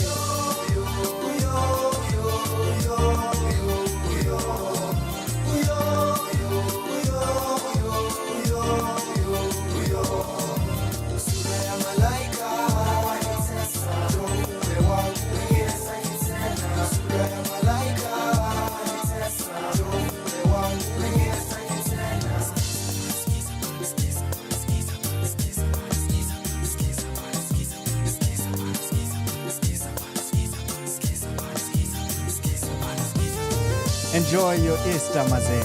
That's what I'm saying. That's what I'm wishing you. That's what I'm praying for you. Today has been a blessed one, Maze. I've been blessed in so many ways by all the guests that have come in. Shout out Smollo and of course Bisieri. Shout out Kendi and of course Magdaline. Last but not least, shout out Saumu, Maze. Tunaenda wapi kwa Ndego Productions. Gikoyo and Mombi is going down this weekend at the National Theatre. Wame open na saizi wanakibisha the whole weekend. Tiko kadhaa zisha sell out, so go and get yours already. Next week tunapata na wapi tu for Bads with your boy Kigondu. Come holla at your boy, niambie, you know what, music is a busy being born. Naweza niambia ulincheki pale Casually Human. Hiyo maybe next season ina come super soon. Super soon could be a couple of months later. Until then, see you around Center Stage, baby. Center Stage. Maybe we should actually cross over and do a podcast. I'm a pepe. From sunrise to sunset, all day and night. Power Radio.